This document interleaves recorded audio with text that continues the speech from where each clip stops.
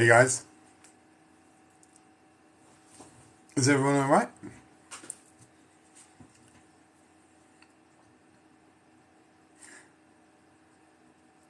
It's a bit late, isn't it? Don't normally do one at this time.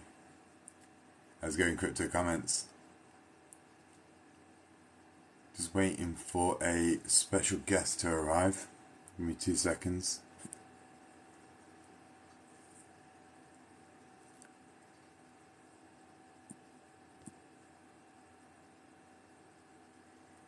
Yeah, not too bad, mate. Not too bad.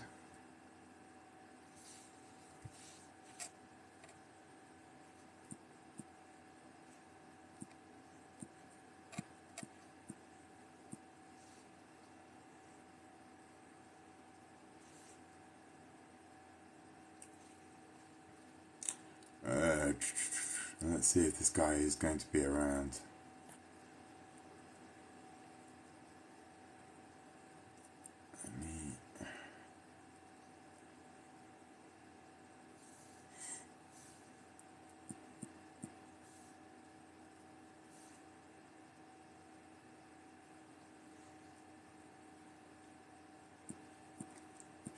Just sharing the live at the second, 2 seconds.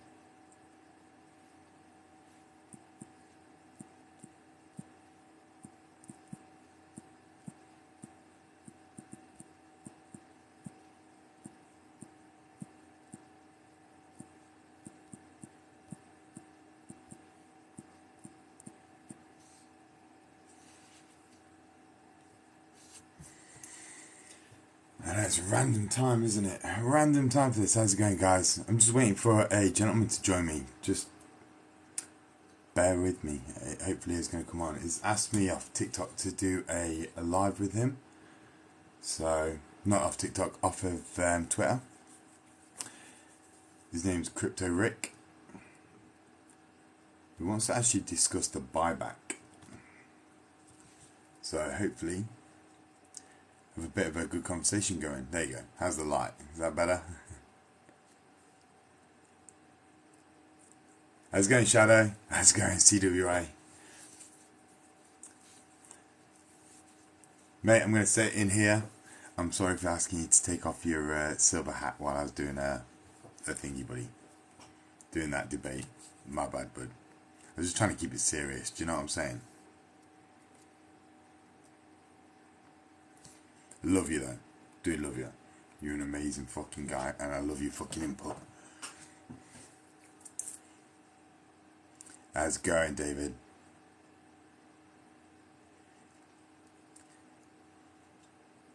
CWA, I hope you're going to teach me how to do shorting, mate. I hope you're going to teach me. Let's see if Crypto Rick is actually going to be in.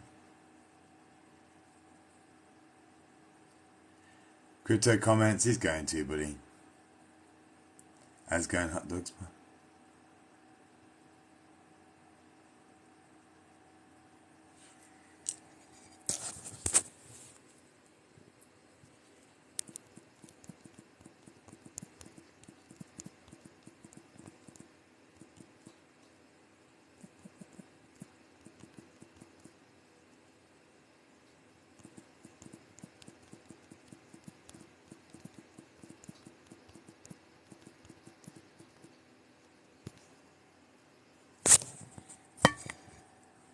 How's it going, Jody? Another beautiful day to be holding next on me. How's it going, your mom?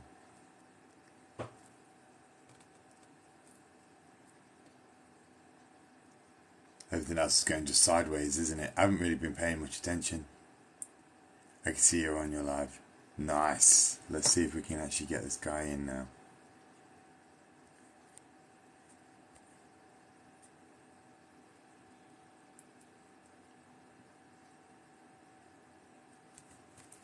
Just waiting for Crypto Rick to...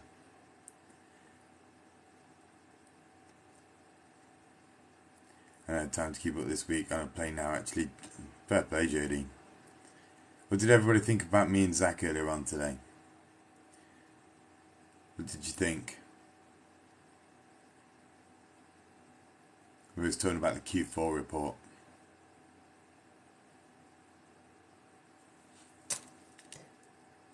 Do you think I'm right? Do you think that the Ripple are actually...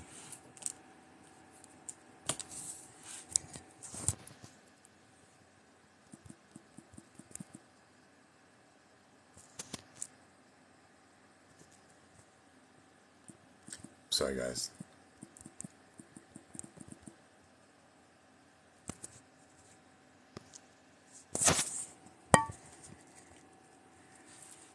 Idiot, how much dollar do you put on XRP on a weekly basis? None now. None now. I'm trying to move, so I'm saving my money, right? So I've got my holdings of XRP. I've got my holdings that I kind of play with. You know, buy at the top, sell at the low. I'm trying to increase my bags on a day-to-day basis without actually spending any more money. I'm trying to do that now because obviously I'm trying to emigrate. So I'm trying to put all my savings away. So when I get over there, I've got quite a few funds plus my crypto assets. Hopefully by the time I get over there, we'll be back into a mini bull. Still waiting for that. Use up whole card. No, I don't, Michael. No, I don't. I'm sorry.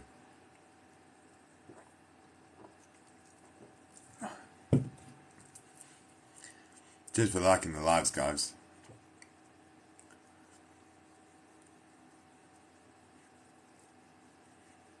He's having a bit of trouble logging in. Bear with me. Yes, here we go. We might have him. We might actually have him. Hopefully he'll put his camera on because he's not scared of going in. I'm here. There we go.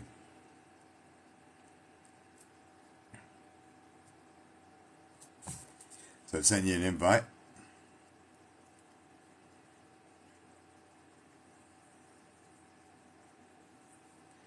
Are you able to accept the invite?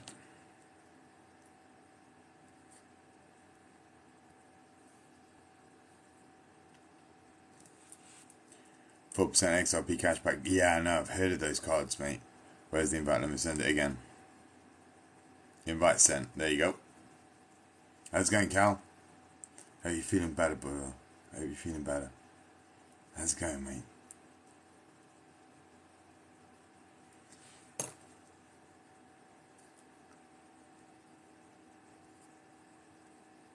Trying to get a guest on from Twitter.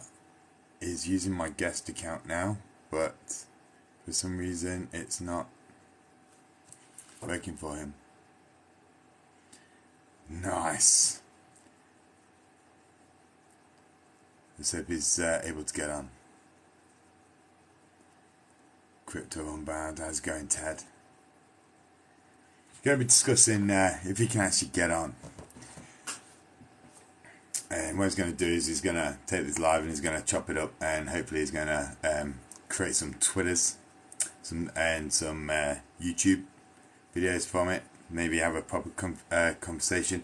To be honest with you, it's probably going to be a bit echo chambery because we're both going to be talking about the buyback. He seems to be against the buyback as well. So we're probably going to have a good conversation about what we think is bad about the buyback. Hopefully this guy can actually just accept the invite. It's not showing in my... I saw him in. Hopefully he's going to log out and log back in.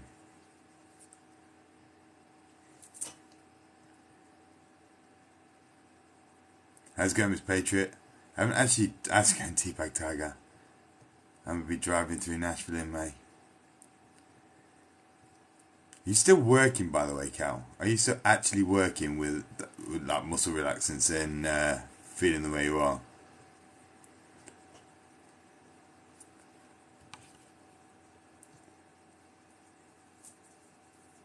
Who are you talking to, Miss Patriot? Is the buyback an actual conversation to be had? I am, Chrissy. It's, to be honest with you, it's a conversation that's still going through Twitter right now, and I literally have joined Twitter only about half a month ago. So, and all I see on Twitter at the moment is still the buyback proposal, everything to do with the buyback proposal. It's kind of still out there, and it makes me laugh because when we actually talk on here, we can kind of only name like 2 people that actually believe in the buyback theory, right? Still actually talk about it. You can't do it from your computer, buddy. You're gonna need to. You're gonna need to do it from your phone.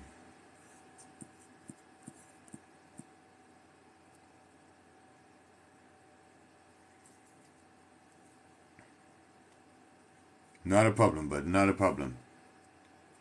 Unfortunately, the application they have on Windows doesn't allow you to do it. But if you want to screen record as well, at least you can use it on your phone as well, right? And you'll be able to see the text and everything. Whereas when you do a live recording, it doesn't actually save you the text. I'm good, Sheepdog Patriot. I'm good. I'm good. What does the buyback mean for investors? ALBZ, I'll be honest with you. That's a really good question. What does it mean for us? If Ripple win the lawsuit, right? If Ripple win the lawsuit, the buyback is meaningless. The buyback is meaningless, and then it puts into account like all these people that may have FOMO'd in on the buyback value. That's what it means. Whereas, how can I put this? Imagine, I don't really want to say too much because obviously we're going to wait for our guest to arrive. But imagine, like, you put in all this effort and energy into doing the buyback, and then it turns out to be a load of crap, and then it turns out that they lose the lawsuit and they end up putting it in the case, and then all you got back was like 75 cents for your XRP token. And you'd expecting Val Hill to, or anybody that was doing the buyback, to actually then give you 50,000. They won't care.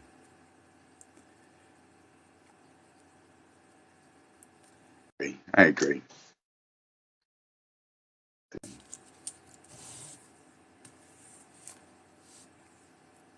Team Gianni's LFG. I was going to trust the system. Wait, I know that name. Sports analyst, investor, TikTok moderator for many accounts. I knew I recognised that name. Let me give you a follow, buddy.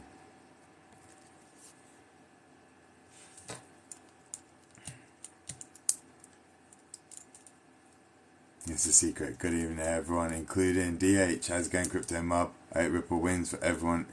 We all need a break. Hell yeah, Crypto Mob. Guys, this is such an impromptu live. I wasn't actually going to go live, but like I say, I was talking to this gentleman on Twitter. He's been wanting to go live. He's from Australia and he's got himself into quite a few videos on YouTube. So just wants to have a conversation. He actually right. Let me show you what he actually quoted me. It had me in stitches. To be fair, it had me in stitches. Let me bring this up. Let me bring what he said. This thing had me in stitches. I was like, yeah, I've got to talk to this guy. Bear with me. I'm gonna find it. He said here, he said, I have spent the last few months exposing Ripple and XRP around the clock, awakening people from this echo chamber, and then he said, like you said, we're all standing here with our dick in our hands, waiting. I couldn't stop laughing my head off. That was a quote verbatim.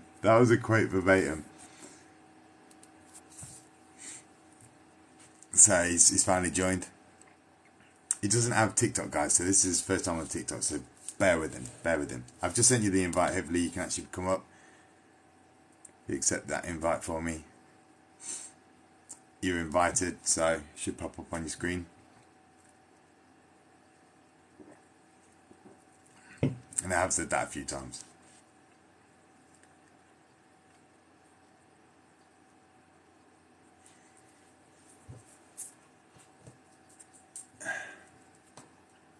How's it going? For all those new guys, I had to ban the KTH. What? You banned him? Who did you ban? Darko's guest. He was trying to trap you into racist comments. Who was trying to trap me into racist comments?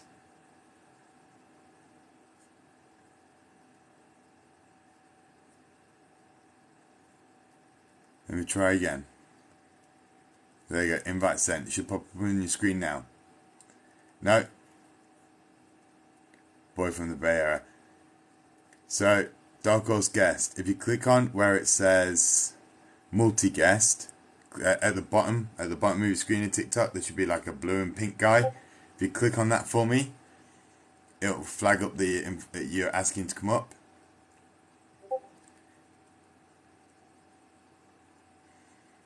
It's technical difficulties, people. I know the account works, I use it myself. So you should be fine.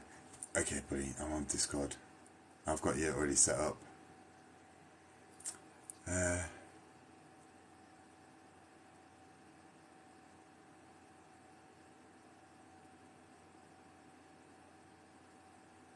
That's an interesting question. I have no idea. I wouldn't even know that that's racist, to be fair, Cal. Good shout, buddy. Good shout. Here we go. We got him. He's got... Let me... Hey, can you guys hear me? I can indeed, buddy. Let me just sort out this view because I hate this view. Can you guys hear and see me? Guys, I'll be back. 2 seconds.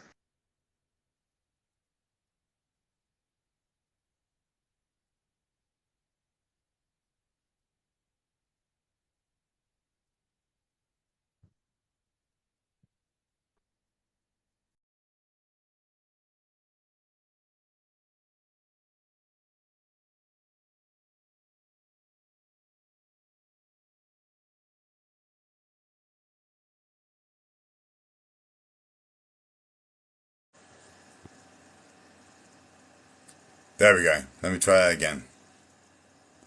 Invite. There we go.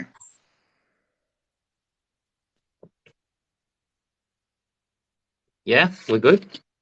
We're good, buddy. We're good. Hi. Hey, Dark Horse, how are you? Not too bad, bud. Not too bad. Um, for everybody in the chat, mate, do you want to introduce yourself?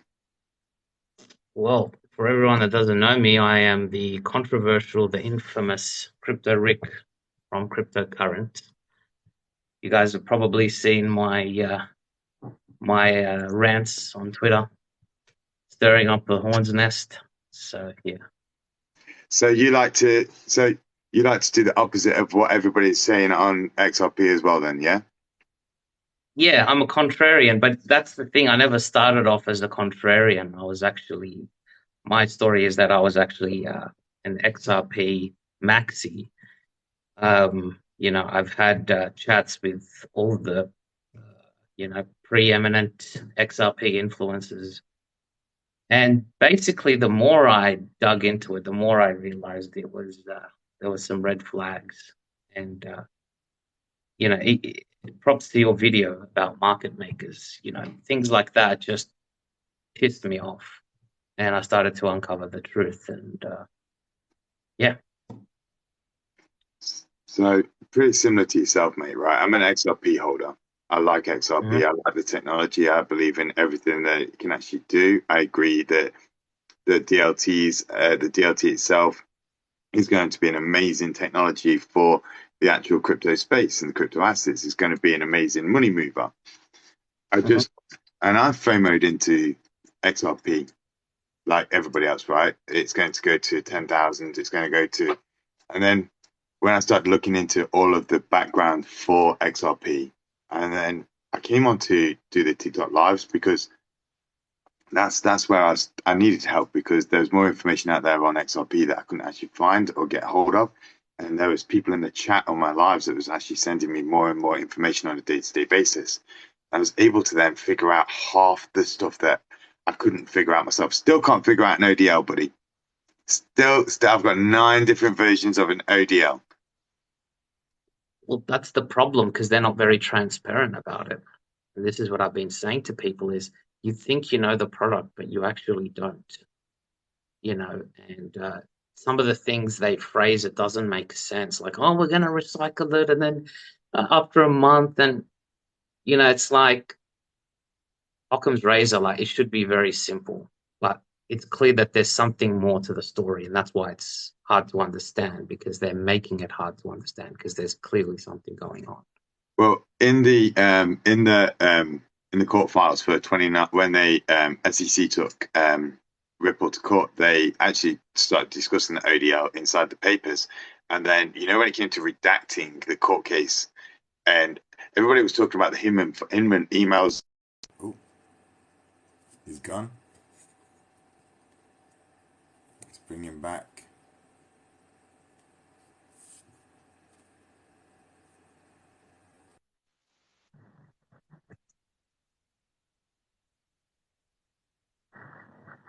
I'm not sure what happened there.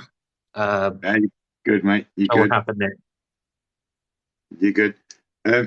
When they looked at the redaction of everyone was talking about the Hinman emails being redacted and not being shown, but there was an actual section where Ripple actually didn't want to show what the ODL was, even though Ripple admit that the ODL has changed like 3 times since the actual ODL that they actually had. So even Ripple themselves admit that ODL has changed in its design since the actual court case happened. Are you still with me?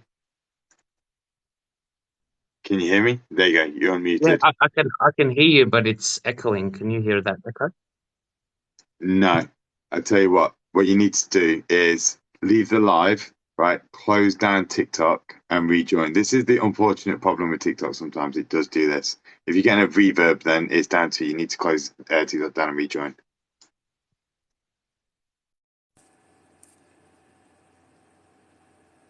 They don't want their secrets out, is my thinking. No echo isn't here. You're right, Mr. Bob. I'm just saying I'm happy as... Look, guys, like I said at the start of this, right, I am 100% happy with my XRP investment. If it goes to $4 or $5, right, it's still... What is that? 7-8x my money? If it goes to $10, I'm laughing my head off. If it goes to $15, fuck me, I'm buzzing. If it goes to $20, fuck. Yeah. And if it actually manages to make it anywhere up to $50 to $100, yep, we're buying the islands, boys. Do you know what I'm saying? I just don't believe the Kool-Aid for the 1,000, 20,000 to 50,000 and everything else. Exactly. And I think what Crypto Rick's trying to say is, like, it's funny. There's an actual woman in this chat right now called Yvette Bermudez, right? And she talks about scams. Her actual whole TikTok account is about scammers. And when you think about FOMO and you think about how people price predict at such high levels and they get you to jump in, it kind of falls to me on a... This is why I asked in one of my videos, is it illegal? Is it illegal? Is it an actual scam to actually do this?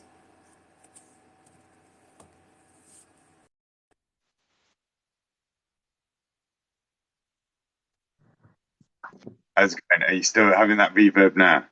No, it's perfect now. Yeah, there you go. So you were saying about ODL. Yep. And what were you saying about the SEC redactions? On the SEC redactions themselves, Ripple have actually requested that they keep the ODL information out. So they actually asked for the ODL. If you go to the documents on courtlistener.com, you can see on the redaction side that there's a lot of information that's been asked by Ripple to redact it out, including their 2017 to 2019 financials. And they also wanted their market maker redacted, but the SEC actually put the market maker's name actually in the response back to the court case, GSR. So, wow. Yeah, and then about a week later, after that document was produced and put out there for the public, he actually went, Brad Garlinghouse went to Davos, and he just basically just came out and said everything that he could about Ripple, what they use with the market makers for, and everything else. But that was a week after the SEC actually gave out the market maker's name. So it's like damage control. Yeah, it makes sense why they tried to hide the ODL because And the SEC document mentioned that 90% of ODL was just used by MoneyGram alone. And then even then, they were basically just using messaging and they were just basically shifting money around and pretending to people like they were using it for settlement and all this bullshit. And that's why they tried to redact. And then the market makers, Brad Garlinghouse emailed to the market maker. He said something like, "Wait till our announcement," and then basically they timed the volume. They've even got their own team called the Yeah. markets team, where they actually analyze the volume of XRP and the trading, and they basically dump it strategically and then pay the market, as you mentioned in your beautiful video. And I got to say, guys, that was a very, very eye-opening video. Basically, they did it to keep the price stable while they dumped on us. And we're sitting here, like you mentioned, with our you know what's in our hands, Yeah. waiting. And meanwhile, we're getting screwed. Yeah. That's right. So in that document itself, where it's talking about market makers, Brad Garlinghouse, right. So let's just actually put some things right that Ripple do, right? So let's be honest with you. Every single software company fakes it till they make it, right? This is a 100% fact in the software market, right? You have to fake it till you make it, right? So what you'll normally tend to do is sometimes you'll sell your product for free. You will sell your product for free, or you will pay somebody to use your product to get that brand awareness out there. So using MoneyGram was a strategic software engineering and software development ploy, right? That is known around. So to actually get MoneyGram and pay MoneyGram, I kind of expected that, to be honest. How'd you get a big business to actually start using something that's so new, so unheard of, so out there in the world? You'd have to pay somebody to actually then put their name against it. So I was expecting that sort of starting position for a software system, right? So that's what it is at the end of the day. It's a software system, isn't it? And That's right. I was expecting, so for MoneyGram itself, I totally understood. But as soon as MoneyGram heard about the court case, they dropped Ripple as quick as possible, didn't they? They literally said, right, that's the end of the partnership. We've got to stay out of this. We can't be part of this.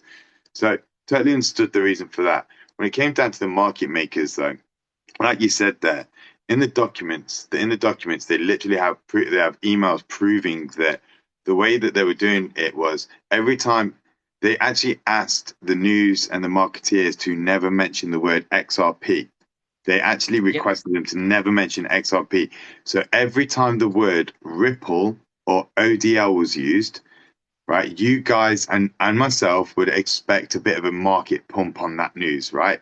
But what they were doing was they actually sent emails asking the market makers and the marketing team to actually start selling their own XRP on the market at the same time as the Ripple and the ODL news hit. So while you would go in there expecting the price value to come through and go up, and you'd expect more people to start buying XRP based on that news, the Ripple ODL news. In actual fact, what was happening was there was literally selling, and they've got actual price values in there that they couldn't actually make the price go below. They could only sell at a particular price range. So what they'll do is it was 0.08 cents, wasn't it? There was allowed to go. There was allowed to go that above and below, right? So they actually had a price range, and they could do it over. I think it was like 48 to 72 hours. They could actually play with the market manipulation side of things to basically utilize the news to be able to increase the market with XRP while not altering the value of XRP itself. So correct. So they kept it within a narrow range, and you're right. All the announcements, right, never mention XRP. So Bank of England, Bank of Montenegro, all these so-called partnerships, right?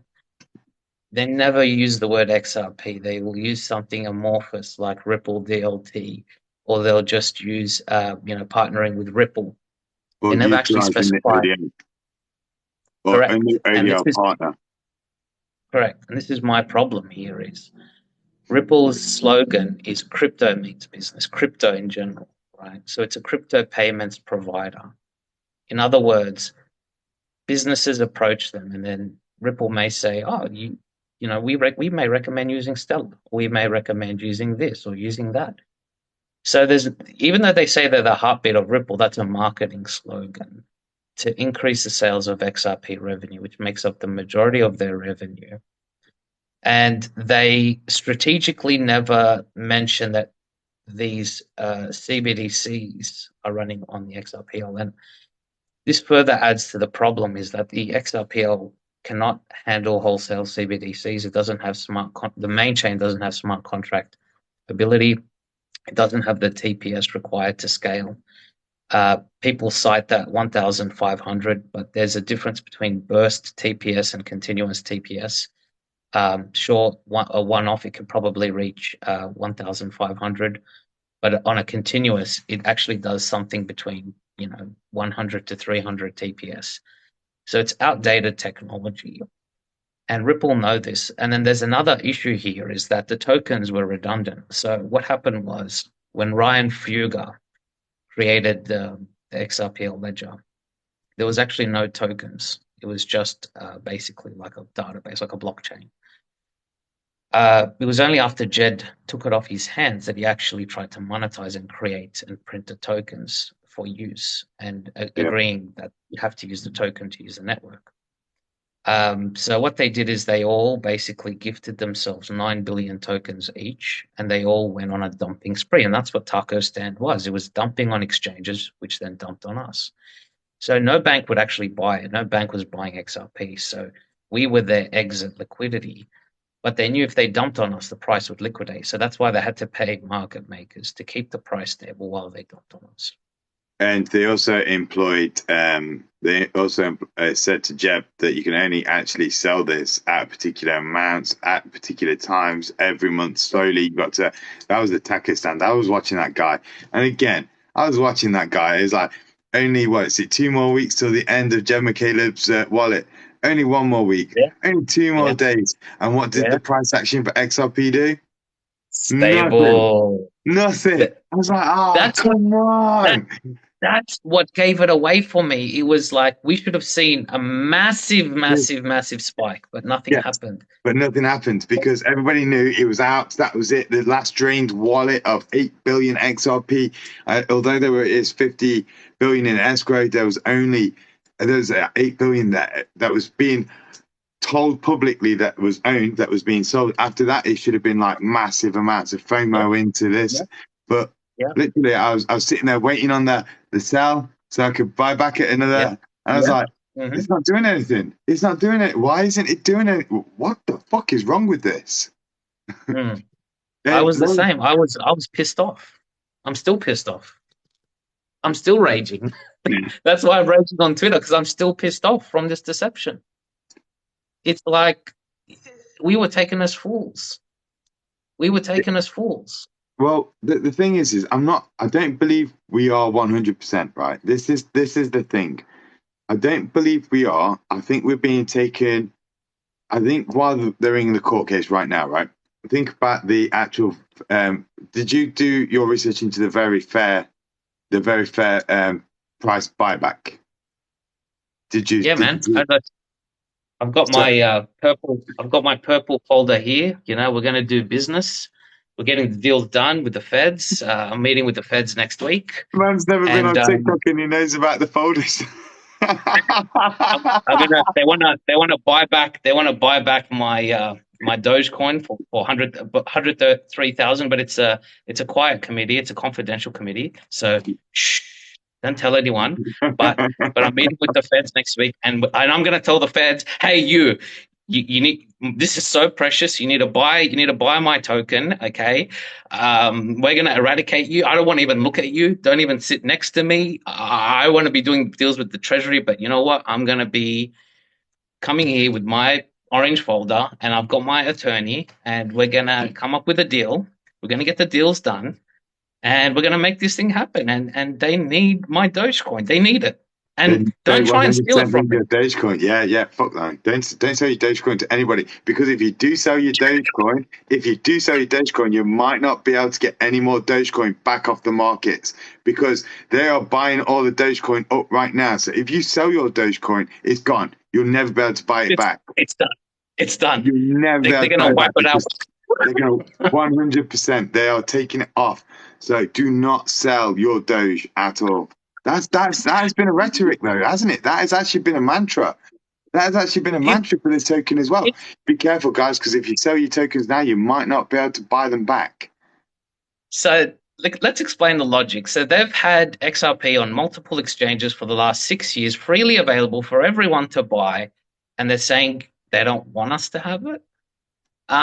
It's very clear that they do want us to have it because they need our money. Right. That's how they make their revenue. So how do you actually create liquidity into a token that equals nothing without needing retail to buy that token? How do you create the liquidity? So the tokens themselves were put on the market to create the liquidity for get to them the value in which they were able to then make money for themselves to start generating for their own company to be able to then develop the actual webinar itself. That's why I said that. Like you said, they need us. They don't. It's not that they don't need us. They need us. They need our money. That money goes into funding Ripple operations. Who do you think funds RippleNet? It's Exactly. XRP sales. That's why they have it on every exchange freely available for the last 6 years. If the banks really needed it, they would have bought it up in an instant. Before you could even say achoo. Not day one, day -1, they would have gone privately to Ripple and said, hey, we heard you've got an important token. We want to buy it all up. You wouldn't have even had a whiff of the XRP token if it was Colorado. Rick, I don't know. Actually, Rick, are you an XRP holder? Because I am. Are you an XRP holder or have you given up on XRP? I only hold a teeny amount and I'm waiting for the right price, and then I'm going to basically sell the whole thing. So in actual fact, what you've got here is you've got two guys with XRP who've actually done the research into XRP that aren't believing the Kool-Aid that everybody's drinking. And like I said, Rick, this is Crypto Rick off of Twitter, by the way, guys. Please, do you want to just give him your username and handle on Twitter for me for a sec? Yeah, so Twitter is CryptoCurrent77. YouTube is CryptoCurrent (Crypto Rick). And yeah. Do you see in the chat? Do you see in the chat we've got Zach Rector in the chat? Hey Zach, how are you? I've got my purple folder ready to do the deals. If you want to come join us.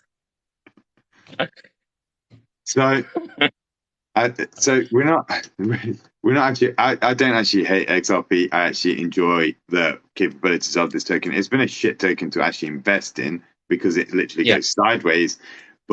And every time we promise of that big leap and the Takistan wallet, the whole, we expect that.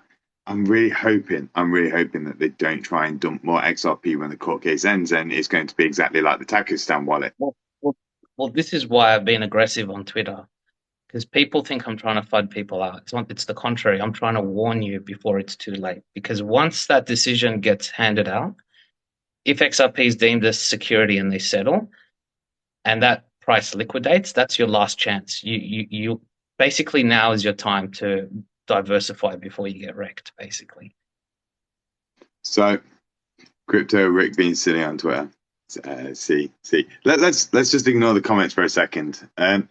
So, Rick, you actually wanted to talk to me today about the buyback. Shall we get straight to it, buddy? Shall we get straight to it? So, what do you want to talk about? People try and blame the buyback committee, right? You know what? I don't even blame those guys. I blame the people who set the propositions for the buyback. And I think it's a lot of it comes down to people like Quincy Jones, who said that you can put all the debt on the ledger, everything debt, 10-1, and put it on the ledger, and you can do this and do that. Dude, you can't put quadrillions of transactions and money, or hundreds of transactions and money on something that can't scale past the 1,500 TPS. So he put in these people's minds that you could put all the debt that you want, all the derivatives, all the whatever, on one ledger, and all the money is going to flow through it. And then on top of that, he also said in that video, didn't he, that the Federal Reserve had the option to actually buy back the Quincy Quincy actually said in one of his videos that with the escrow accounts, the Federal Reserve could buy it back and take over. Quincy, people think, oh, XDC engineer. Oh my God. Let's worship you, oh master. You must know everything. And he screwed people because he put in these fake ideas that aren't true. And they don't understand he's under contracts to basically say this BS. And I know Zach is saying he's a legend. Quincy's a legend. He's not a legend, and you're gonna see very soon. But basically, right? They put all this supposition, and then the other thing is you've got people like these documents saying it's going to be tied to gold, and palladium is algo, and iota is. And then you're like, okay, let's look at the facts here. Let's look at the facts. If it was really gold backed, why aren't any exchanges holding it? Why does KuCoin hold more KCS token, the KuCoin token, than XRP, which is gold backed? Let's think about it. If I'm an exchange and I want to have proof of reserves, I would have 99% XRP if it was gold backed, because I'm basically backing myself with gold. But we don't see that. Neither KuCoin nor Binance nor Crypto.com None of the reserves. They don't have any reserves of XRP. Very minimal, right? No. But they actually hold XRP, but they don't actually attribute it to their actual reserves. They don't. The information that they allow everybody to see on the exchange reserves. XRP has never been listed as an actual reserve currency in which they actually store against. So. Look, people think we're smarter than exchanges. We're not smarter. They've got the insider knowledge. They know what's going on, right? They know it's a shit token. And I'm sorry to say that, but it's a shit token. Me and you disagree on that, but I think the market... Okay, we'll get to that later. We'll get to that later. I think, but let's talk about the gold stuff. Go for it, right. The other reason why it's not gold backed, Jed McCaleb is proof of that, right? If I'm holding 9 billion XRP tokens, and I know in another year, if I just hold it, it's going to be worth trillions of dollars. Why would I sell it for only 150 million when I can literally hold it for another 2 years and make $100 trillion?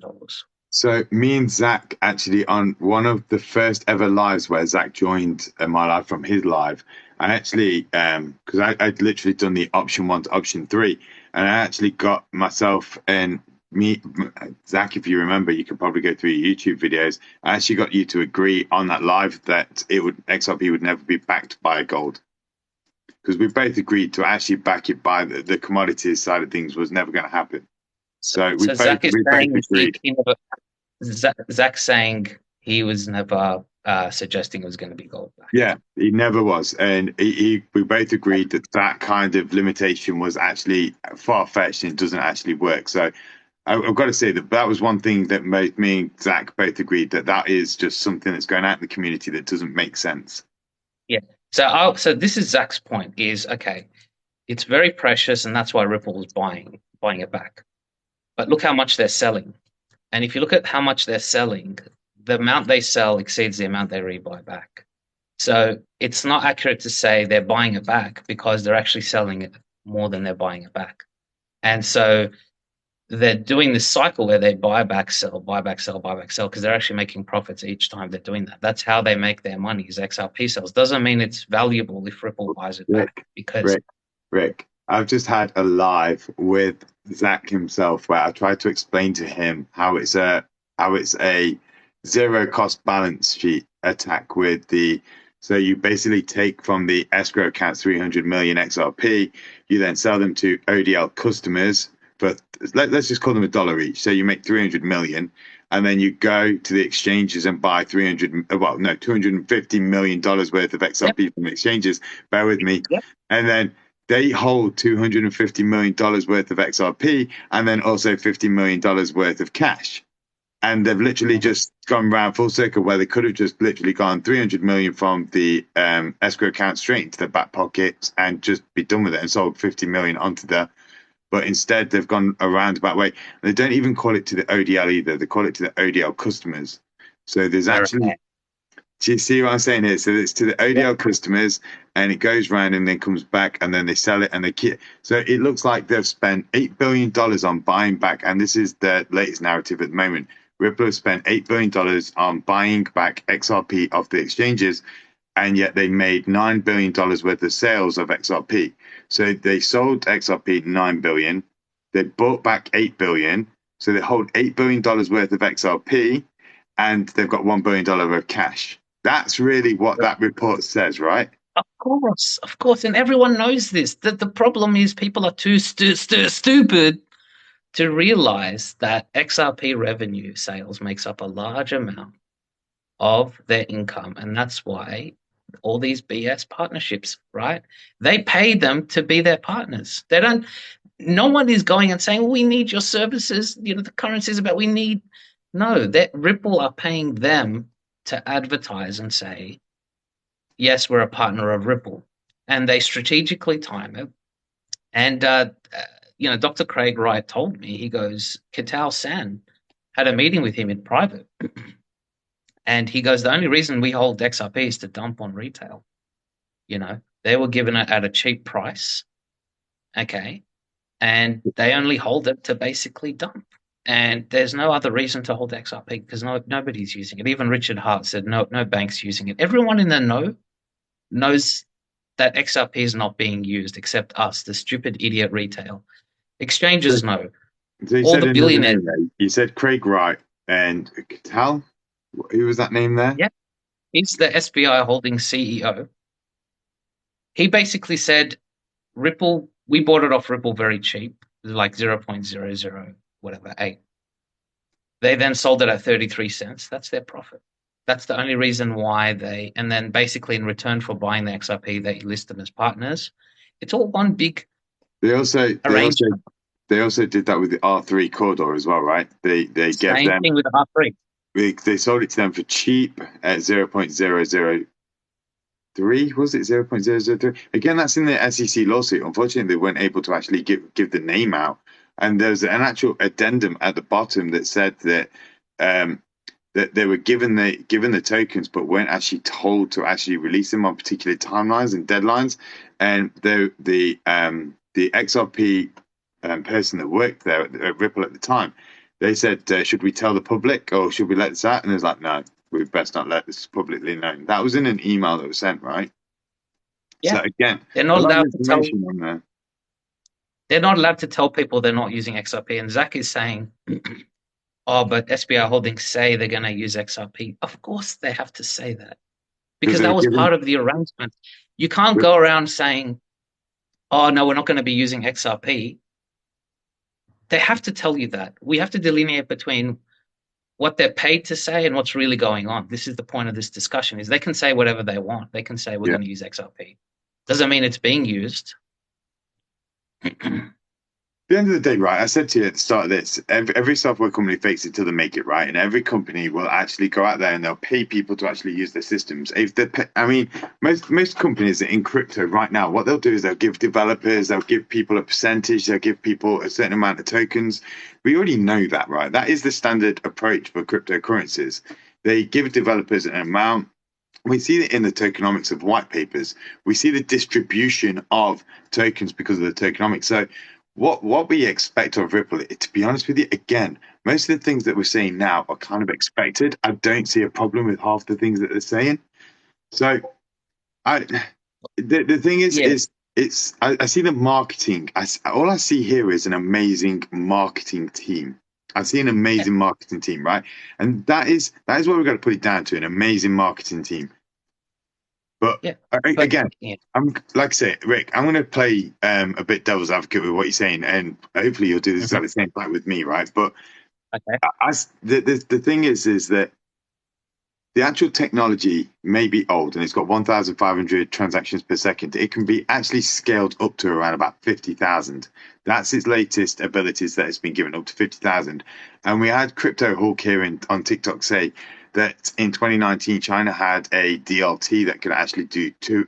That is, his words actually was a bit misleading. He said that they were processing 250 million transactions per second, but in actual fact, on the actual document in front of him, it said capable of doing 250 million transactions per second. Do you see how things are easily spun? Okay, but based on that philosophy, you could just get Ethereum and then scale it up as well. Why bother using XRP? If we're going to add layer 2s and interledger protocol into the equation, that just makes XRP more redundant, because what you're saying is it's crap now, but don't worry, in the future, we've got something else waiting. Well, based on that, you could use any blockchain. You could use any layer 1. I could basically take Stellar and then add a layer 2 and interledger protocol, and now Stellar is great. But the argument is, what makes XRP now, not tomorrow, not in the future, not in 10 years. What makes it wanting now? The answer is basically. The thing is, right, is we know that the banks are saying already that they're actually going to be using ODL. I mean, the thing is we've got Travelex in Brazil that have actually said that they're actually using it. Although I'm looking at the Fiat Leak, and I still don't see much XRP being utilized to Brazil yet. I'm monitoring fiatleak.com, and when I look at XRP, it's all mainly in the Asian markets, and yet Brazil openly said that they was going to be using it on the Travelex bank. So I was expecting a lot more transactions to be coming through from Brazil to other countries, right? Again, they will say whatever they want to say, but the fact is, the technology has been ready for 8 years now. They can easily use it if they wanted to. They don't want to use it. They don't want to use it. And this is what we have to come to mind, is there's always a justification. Oh, but tomorrow the ODL volume will. Oh, but after. Oh, but this. It never ends, Dark Horse. The excuses never end. It's always tomorrow, next month, next year, after regulation, next year, after regulation. Look at Azero. No regulation. It's already pumped to almost $1.50. From 85 cents to $1.50. It did a 2x. Yeah. You've got a lot of alternate options out there for you to invest your money in. The thing that I don't get is nobody actually talks about the leasing of XRP that's available on the Q4 report either. I mean, just to let people know here, it says on the Q4 report, and it's on the Q3 and the Q2 and the Q1. Certain wallets used for XRP sales also provide short-term leases for market makers and participants. That is worth noting, given that they are incorrectly interpreted by market participants as sales. XRP associated with leases are ultimately returned to Ripple. The total amount of leases outstanding in Q4 2002 was 57.7 million XRP. Now, to me, that's the ODL. That's the ODL. That to me, that section there is the ODL. And in doing so, that tells me that there's 57.7 million XRP being transferred backwards and forwards on the XRPL as the ODL, which then comes back to my whole bandwidth. And there is one XRPL and there is one ODL, and then it comes down to all the confusion. So to me, I mean, there's a whole graph on here as well that actually shows it. Do you know why they're leasing the tokens and why no bank is actually holding it on their balance sheets? And Zach Rector's watching, because Filthy Quant was right. And this is the thing here. Filthy Quant said, and he worked for a central bank, mind you. So I think I've seen this video, but go for it, Rick. Explain it. He said banks can't hold XRP due to counterparty risk and volatility, because the counterparty here is Ripple. So even though it's considered cryptocurrency, it's still issued by Ripple. So the counterparty is Ripple, right? So this is why banks asked Brad Garlinghouse, hey, can we lease the XRP? We don't want to hold it ourselves because of the counterparty risk and the volatility risk. But if you hold it and we use it, then we can maybe pay you a fee for that. But even then, that XRP gets recycled 17,000 times in one day. So one XRP can be recycled many times. So you could use a $2 XRP and settle $800 trillion a day based on some calculations using ODL or using these services. And Ripple makes its money from the fees, not necessarily from the XRP price appreciation. Yeah. So, I agree with you. It's all just fugazi, man, to be honest. See, and when you actually look at the XRPL on-chain activity, this is also what is getting told out there. And it again, Q4 2021 had 130 million transactions on it, right? And its burn rate was 365,000 XRP. Q3 2022 had 146 burn rate of XRP. So that's a loss. That's a loss. That's literally halved. And then when it goes to Q4 2022, we've had 101,000 XRP burn. So when you're looking at Q3 to Q4, we've had a drop of 46,000 XRP not burnt. So we're actually going down in transactions, because the way that the XRPL works is every single transaction we get a burn rate of, I did this, it's an average of 10 drops, sometimes 15, sometimes 20, but it depends on how many transactions you're doing a block, blah blah blah. So when you're actually burning off the XRP, so the more transactions that go through the XRPL, you'd expect a higher burn rate.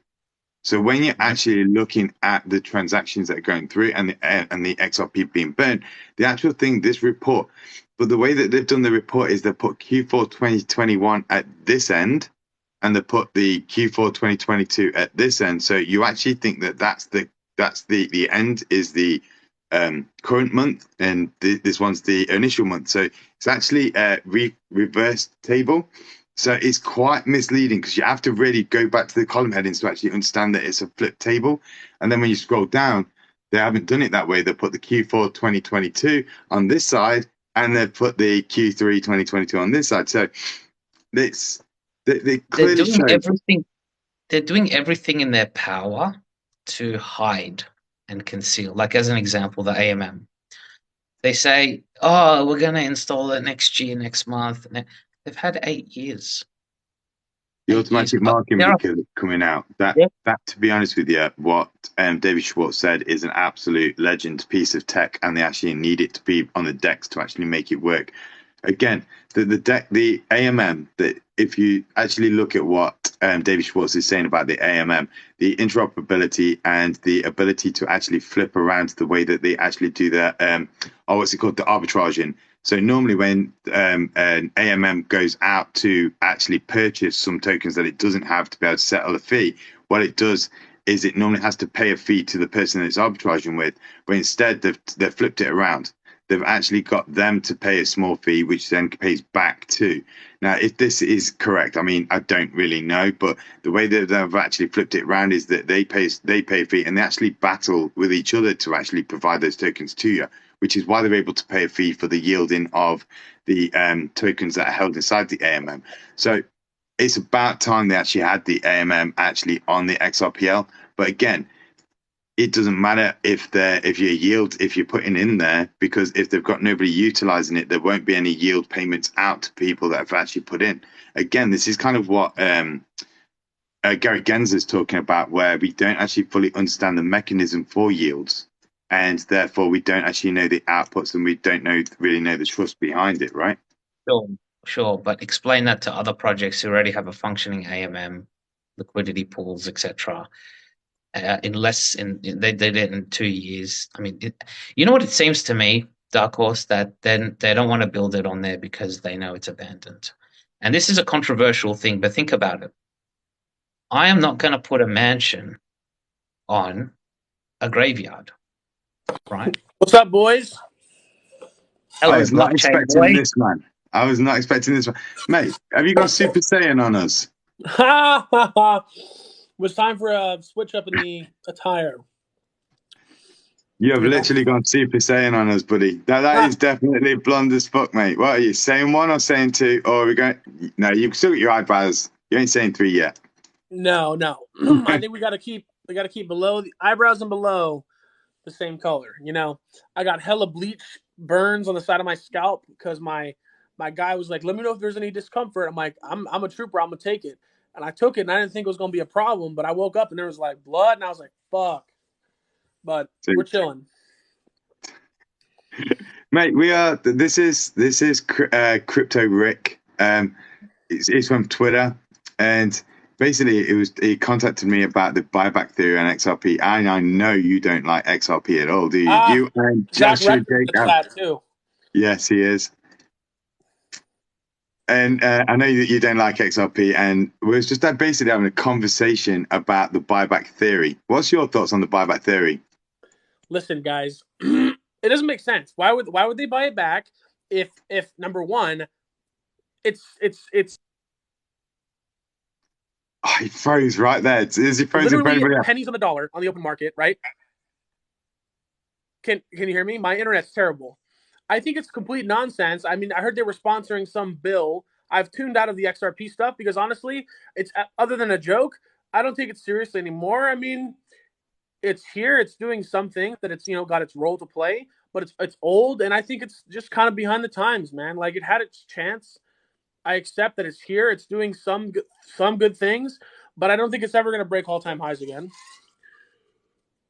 Yeah. You don't think it'll go to an all-time high again at all?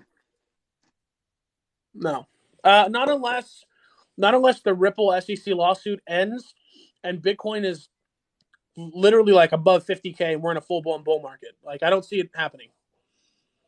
So again, that kind of comes down to the bull market requirements, right, where everything pumps, right?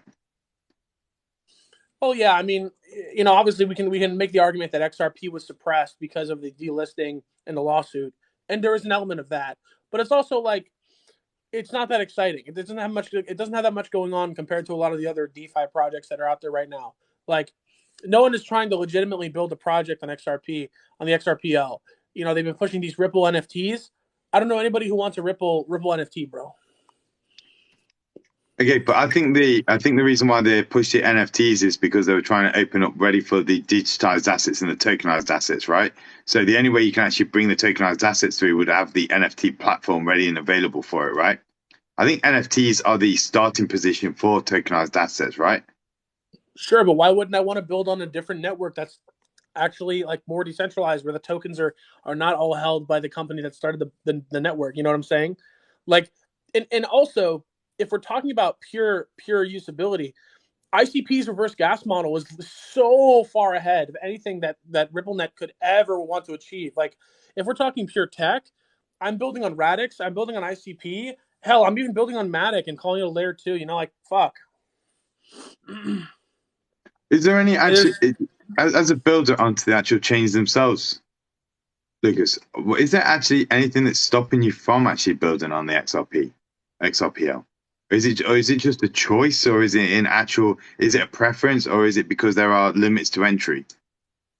A little of both. I mean, I think that there's definitely a market there, but the market, it's very much like the Cardano people that build and launch on Cardano because they believe in Cardano. Like, Cardano exists theoretically to me. It doesn't really exist to me until it's ready to actually go. If I'm going to build something today, I basically have three choices. If I was going to build, I'd build on Ethereum, I'd build on Matic, which is basically building on Ethereum, or I'd build on ICP, and Radix is almost there. Those are my three that I really consider, and a fourth that's on the way. Because I just want the best experience for not only myself as a builder, but for the end user as well. I want it to be easy and seamless, and XRP just isn't there. So Zach's saying here, Lucas go way back. He knows what the deal is. Yeah, me and Zach go way back. We've had our moments together. I hope you're doing well, bro. Haven't seen you in a minute. I've been really grinding out the YouTube, building building other things too. My Pokemon card business is doing pretty well at the moment. Kind of a hedge against the crypto markets as well, which is pretty cool. So while we're in a bear market, Pokemon cards. When we get back to bull market, we're back to crypto. Yeah, well, I've never left crypto. Our YouTube is doing really well in terms of, being able to get people on. We've actually got some traction now. Our podcast is getting some views. We have more views on TikTok of our podcast that have gone viral than we have of our real actual show.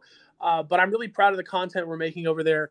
And I'm super excited to keep doing that and to bring it to new levels. And we're actually planning hopefully a European tour here in a couple months. So I really hope I get to come see some people over here in London, meet some family in Greece, and then maybe a few other places. Still making memes. Zach, boy. Sorry, go for it. Yeah, I was gonna say if XRP was a Pokemon, it would be Magikarp. No effect. Oh wow, he just roasted you guys. Oh my god. Splash. Oh my god. XRP used Splash. Nothing happens. Hey, but you know what? It does eventually turn into a Gyarados, which is one of the strongest. But it never will. They keep promising the Gyarados, and the Gyarados never comes. I'm playing devil's advocate here. I'm sorry? I'm playing devil's advocate here with the Gyarados reference. No, you're good because that was close to where I was going anyway. The thing is that I can see XRP being used, right? I can see XRP being used. I just can't see it going to the prices in which that everybody keeps claiming. This is my problem. I understand the benefits. I understand the technology.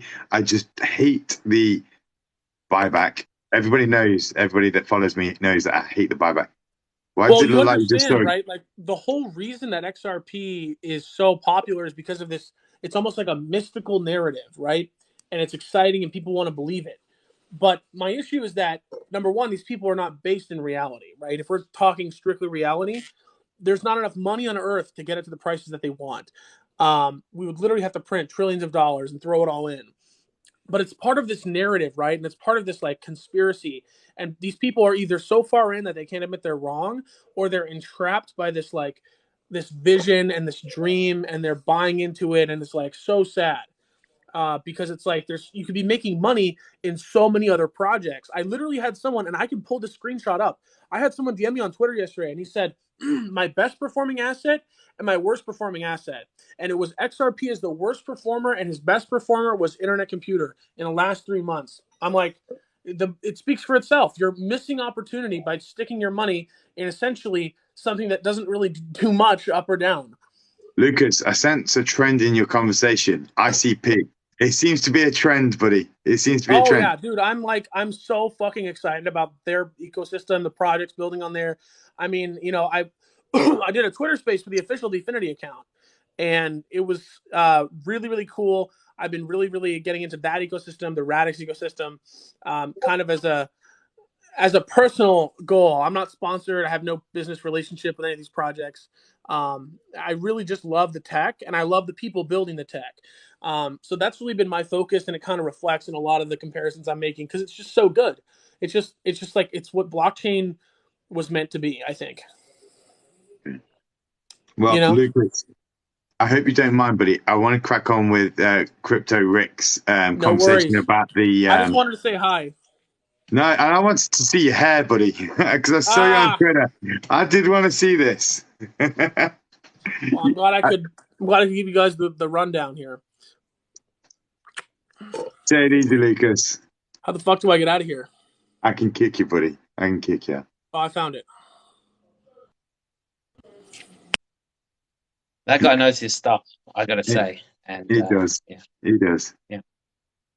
Looks like Zach has now gone to create a Twitter space, and if anybody wants to go to Twitter, and by all means, there's a Twitter space now with Zach in it. So I'm going to continue with this live because this was impromptu. We wasn't expecting to actually have this today. So just thought I thought, there you go, Zach. I have no problems with you shilling your shit in my life. Don't worry about it. We will continue to have this conversation. So back to the buyback theory. What put you off it? Everything. So firstly, the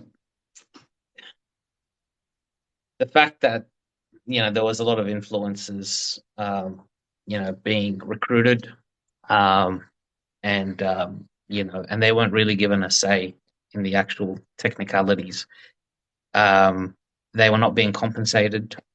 They were basically asked to do this thing, and they will argue that no one coerced us. We were passionate about it, but when you look at it, all of this benefits the firm, because the firm basically pays its employees in XRP, so they need the price of XRP to pump. They need the value to be high. And this is my personal theory, all right, and just my personal gut feeling. I think what happened is that firm bought a ton load of XRP, and they used it to pay their employees. But now that it's basically dropped, they're panicking. And so they're coming up with elaborate ways to basically pump it before they dump it, basically. Either that, or they're just based on suppositions and things about all the money going on it. Like, they don't understand the TPS, they don't understand scalability issues. I don't know who influenced them in that way, but everything was just sus. And then you've got these weird models, and then weird assumptions about fraud in the inducement, and it's like, what the hell is going on here? Like, it's just a shit show. Okay. And Yep. you know what I'm saying? Like, and then they're like, "Oh, we're going to do deals with the Fed." Like, the Fed doesn't give a shit. Like, the Fed rejected their proposal, basically ignored it the first time. And then it's like, this doesn't sound like someone who's desperate to basically want your XRP. Like, if I was desperate, I'd be like, "Oh my God, thank you for this email. Yeah, I'll get back to you. Yeah, we're gonna have a discussion about this." Yeah, that is someone who's actually like interested, like semi-interested. But to have someone ignore you first off the bat, and they know what they're doing, that should have Right. been an indication to you that the XRP token they don't care about. So I'm going to give you my reason. Right. In 2021, they originally tried to do the 35,000 buyback. Valhill Capital came to my attention in 2021, right? They tried to do the 35,000 buyback, tried to do it on their own. They created a load of tweets, and they created a load of like YouTube videos going around speaking to people back then, but they didn't really get much traction. Their term sheet and their whole letter and everything else kind of fell flat. Then all of a sudden in 2022, just before Christmas, all of a sudden we had all these influencers that just popped up out of nowhere, and this secret committee. And one, I didn't like the fact that the main title was 50,000 to 85,000 just before Christmas, because that was like freaking FOMOing people in for the sake of it, right? That was disgusting. And then you got to think that I've done the price prediction models. My price prediction models came up to around about $100 at maximum if you're talking 2030, right?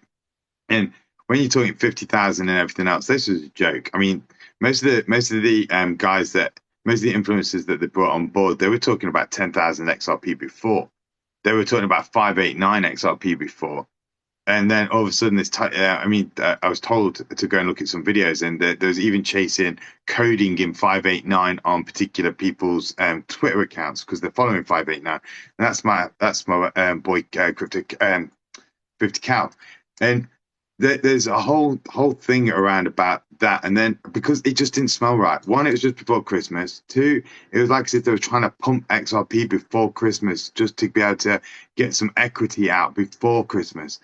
And to me, it was like we don't really know what the market makers are doing, and we don't really understand it. So I actually did a deep dive into Valhill, and I looked at themselves, I looked at the companies, and I had Crypto Ralphie, I had Crypto Never Sleeps, I had quite a few other people. I apologize for anybody that I can't remember who was on here, but we had quite a lot of people actually helping us, trying to find out who the hell Valhill Capital was, because who the hell are they to speak for us, and why is some of our top influencers in XRP some of the guys that we trust and we kind of look up to listen to actually their information, we're actually then joining forces with these guys. I mean, who are these guys? They haven't introduced these guys. They've introduced what they're offering. They haven't introduced these guys as to say, these guys are signed, these guys do this, they do this, they do this. Instead, it was like, we support Valhill Capital with their buyback theory and their proposal. And like I say, I knew that buyback from 2021. It lay flat. Now, all of a sudden, it was 50,000, 85,000. And then I started getting models from the actual secret committee. And I started seeing the models themselves, and then I was seeing the price predictions being put up, and I saw the 121,000 model, saw how they got the numbers. I can actually show you one of them. To be fair, I got the models, and it was like they're making these figures up. They are literally grabbing these figures off the internet and then going around. And then when Crypto Eddie, I mean, me and Zach will tell you if he hasn't gone to his Twitter space already. Me and Zach had the kind of like backwards and forwards all the time with this 50K buyback thing. And it was just like the maths don't work. The maths don't maths. And then when I saw the models, it was like you can kind of like see where they're getting their 121,000 figures from, but you can also see where they've really messed up. And now all I see on Twitter now is that freaking buyback and price prediction models, and people like going nuts about the latest one. It's just, to be honest, the maths is very, very basic. Like all they did was say, okay, this is the estimated debt in the market, 2 quadrillion, divided by 100 billion tokens. But not all the 100 billion tokens is circulating.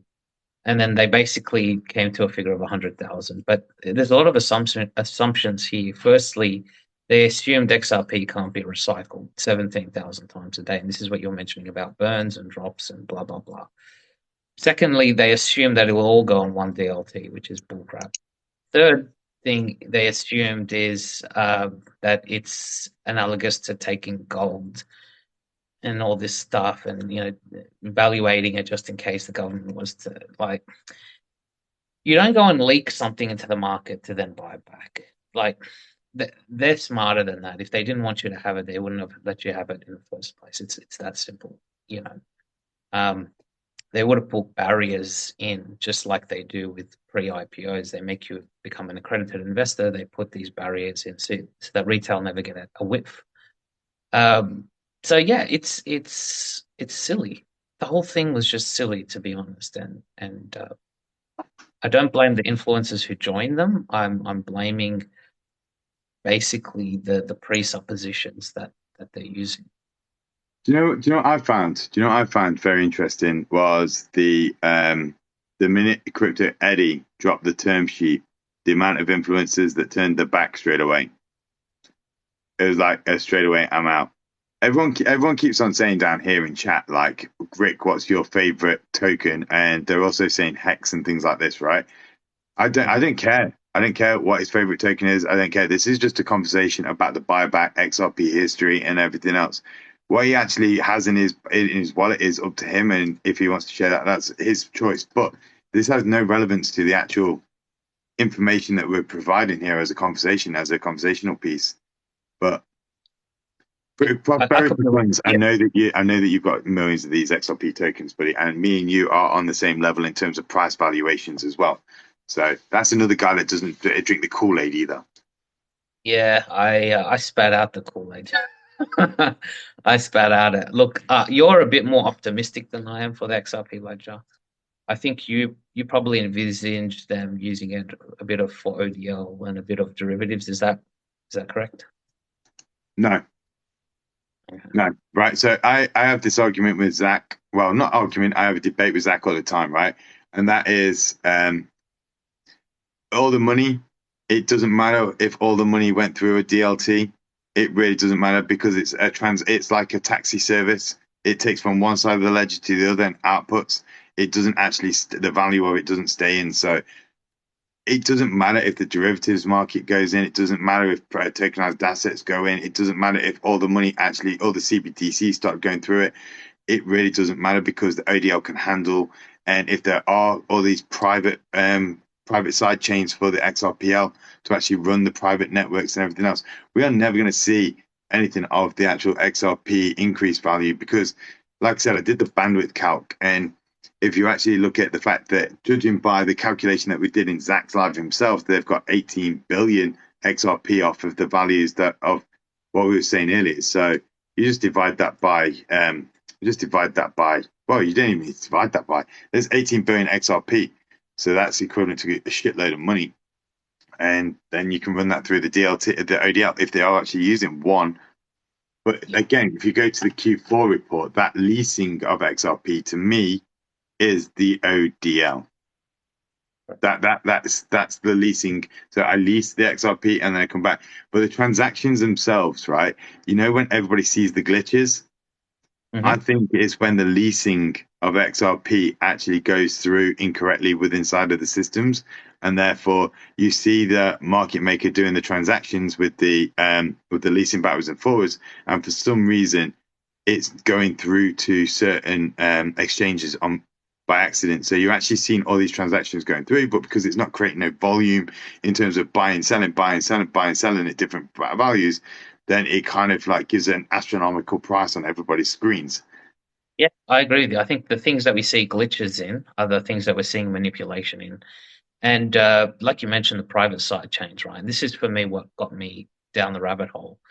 Is I was very optimistic about XRP. I was pro XRP. I was that idiot that XP is going to do this, that.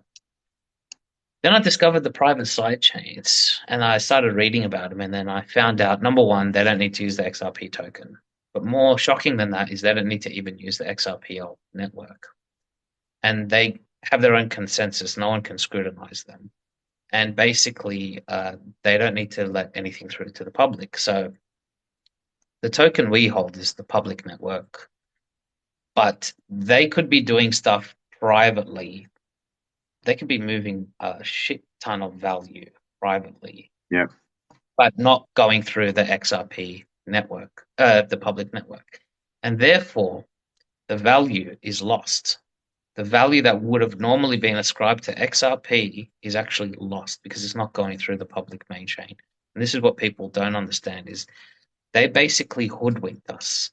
They did a dodgy. They're moving value behind our backs using other tokens, other blockchains, other side chains, and we're stuck here holding the dud. And for me, I think it could possibly speculatively increase to about $7 to $10. But I think, yeah. What are your reasons for it going to $100? Do you think it will be used in what do you think it will be used for? Okay, so the way I see it is it's going to be down to the fact that they're taking it off of the actual exchanges itself. So it's going to become a rare and scarce commodity because they're going to hold quite a lot of it in their wallets. As they keep on doing, they keep on taking off the exchanges, giving to the ODL customers. Those ODL customers, we don't know who they are or what they're doing with those XRP, but they are actually storing it themselves. So in the long run, if you think about how this is working, they take 300 out, they give it to an ODL customer, they put, and then they buy back 300 million off, and then the customers put 300 million back, right? So if the customers resell it back to the exchanges, then the 300 million go back to the exchanges. But the Ripple's basically got 300 million sitting in the XRP. So if you take this current progression path, at some point the escrow is going to be out in 20 years, right? Or if they speed up if they speed it up, so then it's going to slowly drain the amount of actually XRP that's actually out there in the wild.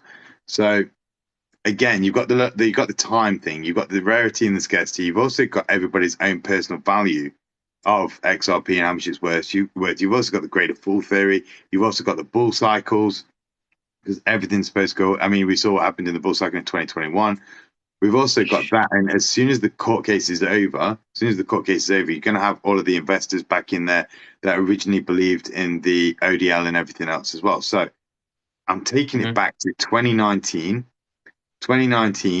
with inflation and everything else, and then adding time and effort and everything else into it. So I'm not seeing transaction volumes being because that's what Zach and everybody believe, right? It's the amount of money that's going to be going through the ODL and the XRPL that's going to make the value increase.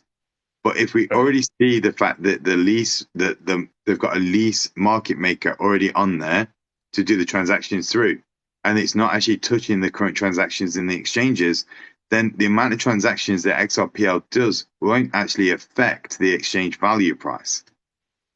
Correct. But yeah, so then how do you know the market makers won't just continue this forever?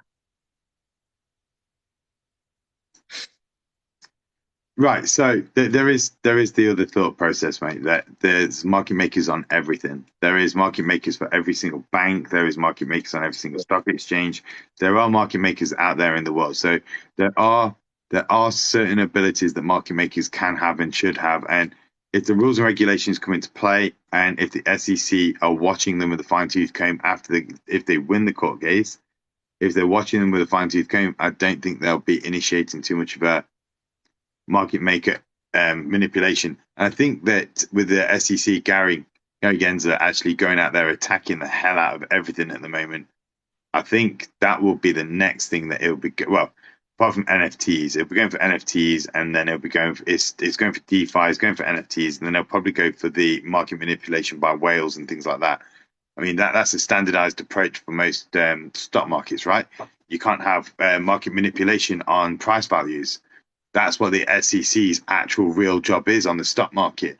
And yet we see it on a clear day-to-day basis with market manipulations by exchanges, and we see it by whales. So the SEC are first off starting from the ground, they're clearing up the crypto asset service providers, the DeFis, the CeFis, the exchanges.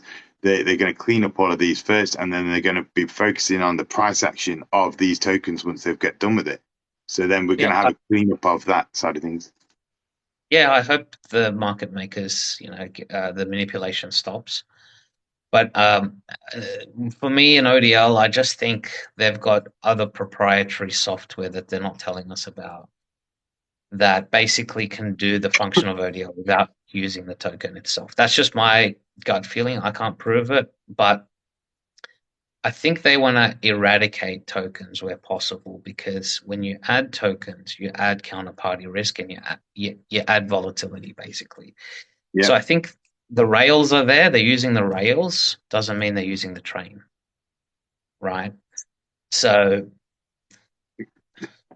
this is why I have much of a more dimmer view of XRP, is that I think the whole point of this tokens and ODL and stuff was basically to drive XRP sales. But once they're done with that, I think they're going to basically move on to new technology, which doesn't even require tokens at all. Well, we already know that exists. We already know that exists for the CBDC world, right? We've been doing that sort of analysis already. But there are hyperledgers out there with tokens inside them that aren't actually for sale, that are utilized privately for the banks themselves. So we already know that these already exist. We already know that UDPN exists as an overledger to be able to join, and that's tokenless as well. We already know that the banks and the central banks and the governments are already building these. We already know the Home Office. The Home Office actually has its own DLTs for data transactions and data transfers. So that'd be for your digital IDs and things like that. So they've already got DLTs already working for the government side that aren't actually on the crypto asset world. This sort of information is findable. You just got to Google the hell out of it first. And there's a difference between DLT and blockchain. People don't realize that. You can use a database like technology without using a token. And this is what you're saying, is that they're running the CBDCs directly on the let's say it's XRPL that they're using. They're not actually using XRP token. It just runs on the rails and kind of. Zach did say that, right? Zach, see, this is why I don't like the Q3 and Q4 report, right? In Q3, Zach was saying that it's been speaking with everybody in the XRP community. Only 25% of the customers were actually utilizing XRP and the ODL, right? And then Brad Garlinghouse came out and he said 50% of the customers are now using the ODL and the XRPL, right? But like I said, go back and look at the stats of the XRPL for Q4 versus Q3, and it's backwards. It looks like we've lost customers on the XRPL. It looks like we've lost the transactions. Brad Garlinghouse will say whatever nonsense he wants to say because he's trying to increase XRP sales, increase revenue, which he then diverts it to use to his RippleNet technology. And basically what you're saying is, yes, we have gone backwards. And he phrases the words, he uses like words like 50% of the volume, but he doesn't specify exact, like the way he phrases things are very ambiguous. He doesn't tell you directly with a sharp arrow, this is what's happening, this is the percentage, this is the number, this is the money. It's all like selective percentages and selective. They don't actually tell you what's going on. This is the red flag that I have and that you've identified, is the ODL volume is not high. And they're going to make excuses like they're waiting for regulation, but they don't realize that 99% of the world doesn't live in America. Oh, but America plays a big role. Okay, but we look at other blockchains. We look at other blockchains, their volume's increasing despite the SEC. I keep asking the question.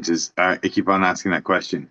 So how does XRP get taken out of my hands with me being in the UK?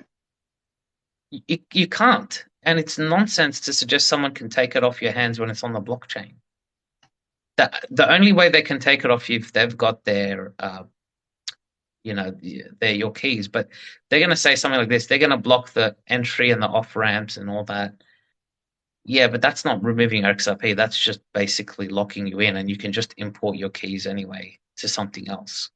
Like, it's like Decent. They delisted BSV. It doesn't mean your BSV is gone. It just means that you're going to have to import your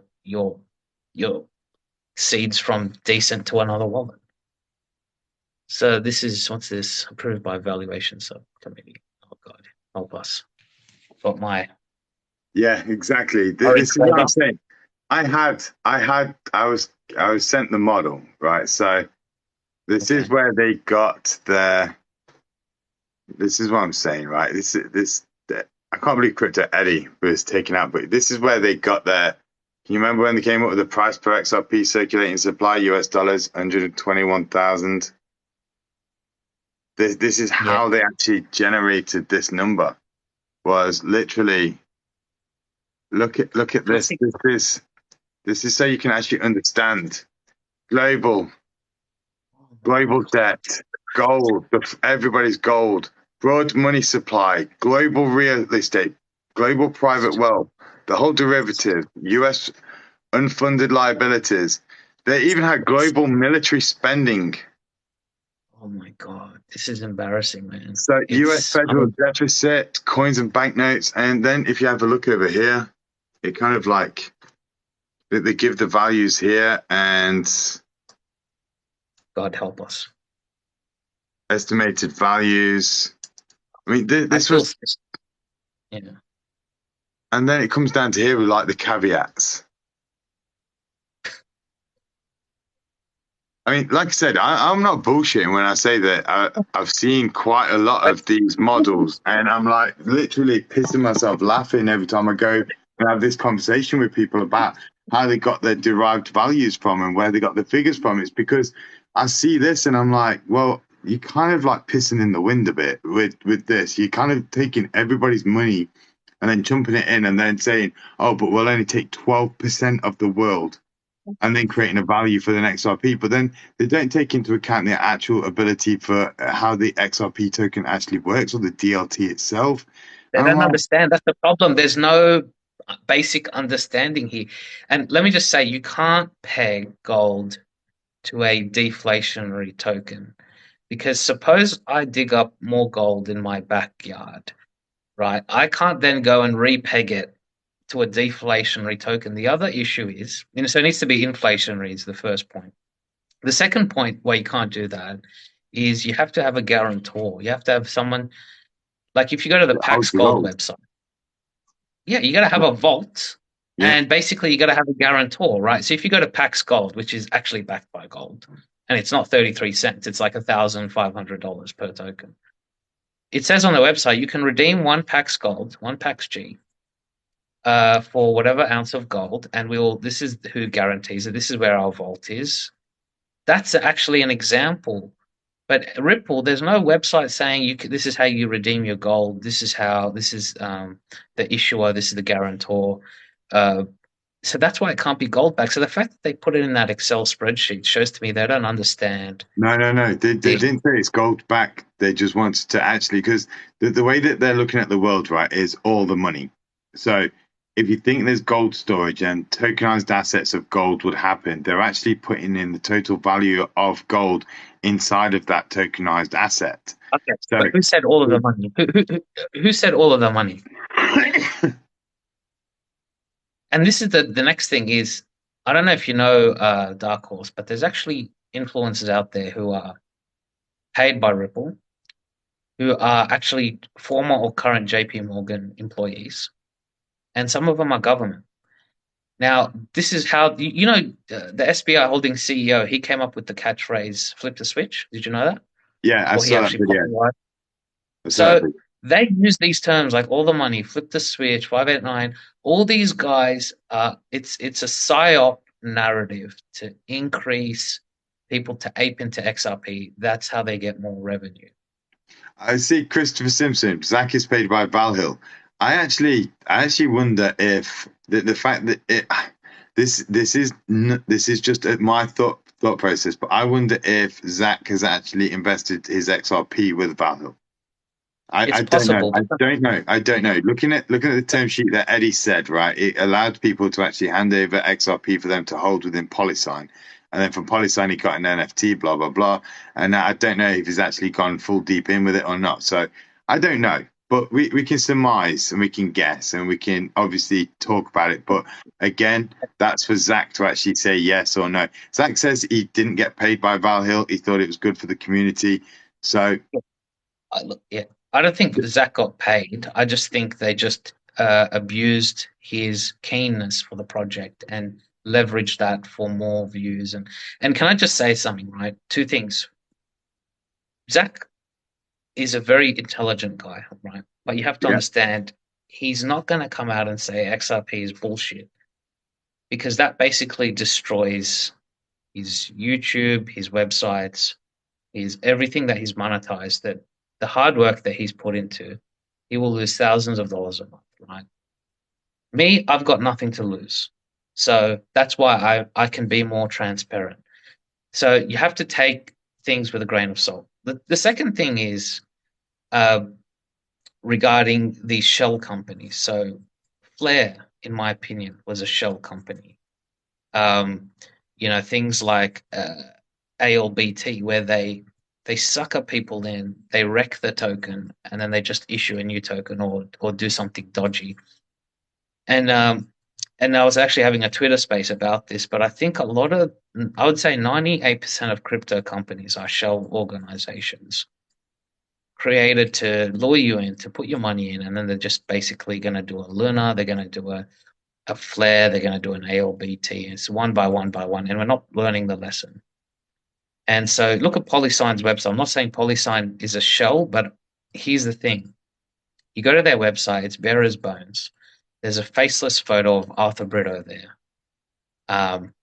They have very generic names like Jack McDonald, which I think are all doing business as alias DBAs. But there's a reason why there's a lot of shh about Polysign, is because I think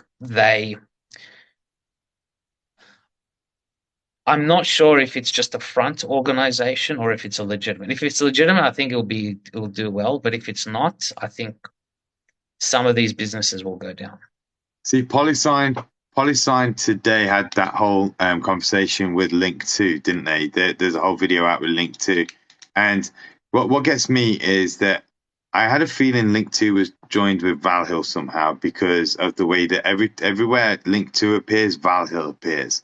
And then everywhere Link2 appears, Polysign appears. And when I look at Polysign, and then when I saw the terms and agreements in there, in the actual term sheet for the buyback, is the fact that XRP holders will hand over their assets to Polysign, where there'll be, I'm pretty sure it was the Polysign system. So I see a big triangle going on here. I see a triangle linked to Valhill, Polysign, XRP, Ripple.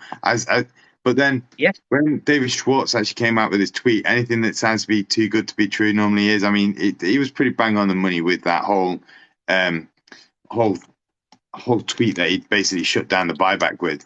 And then Zach himself did kind of like a home in one for myself. I think it was amazing. He found a tweet from David Schwartz from 6 years ago. And David Schwartz said, if all the money ran through XRPL, is looking at about $120. XRP to $120. That was David Schwartz's own wording. And I'm like looking at my models. I'd never seen that tweet until Zach brought it up. So I appreciate what Zach found there. But when he brought up that tweet and I looked at my models, I was like, that makes sense. That makes sense. So I'm kind of cooking on the same information as what David Schwartz was saying. But the thing is that when we're looking at these buybacks, if David Schwartz, a CTO, the main guy is there saying to everybody maximum $120. Why are these guys coming out with 122, 50K, 3,000, 5,000, 10,000? It just it goes back to what you're saying. So Link2 is in bed with Valhill, and Valhill is in bed with JPM, and he even said it. I've got customers, clients that are from JP Morgan. I mean, he's known for the biggest. Because I was speaking with Echo earlier, and Echo was saying Link2 equals JP Morgan. Yes, dude. Half of these organizations are shell companies. Incestuous. It's all fucking incestuous. It's an incestuous, and this is the other thing, right? Apparently, I heard Link2 gets a greater proportion of shares that, like in comparison to other, is higher than normal. So they're actually taking a big slice of the pie here. So they're in bed with and I saw that interview with Link to and Val, and that At was to me the New first Year's, word. was it Christmas? It was Christmas Eve or New Year's Eve, wasn't it? Yes, And they the stood there Christmas tree. interviewing each other, didn't they? Yes, I saw that one too. I was like, I fucking knew it. You just wanted a free meal.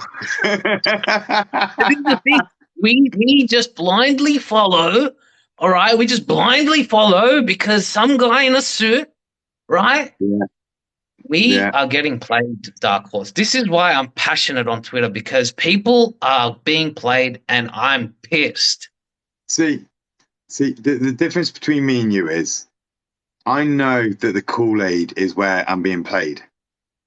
That's where I know I'm being played, right? That's the Kool-Aid shit. And I will rip the Kool-Aid stuff down every time I come across it or I don't believe it, right? The actual XRP usage and the utilization, if it actually comes true and the banks actually do use it, I do see a certainly good price action out of XRP. And I certainly do see a value of XRP going up as long as the market makers don't go through at the end of the actual court case itself. So I see there to be money to be made in the XRP token as an investment. But I just don't believe the Kool-Aid. And the amount of people that come up to me and say it's going to go to 1,000, 10,000, it's like, and then you hurt their feelings when you kind of like explain.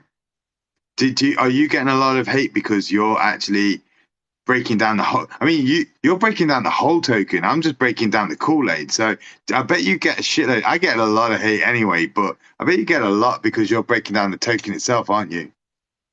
Put it this way: a rolling stone gathers no moss, and it doesn't affect me because I keep powering through every day, and like a juggernaut, nothing will stop me in my purpose to expose the truth, because people's mortgages are on this, right?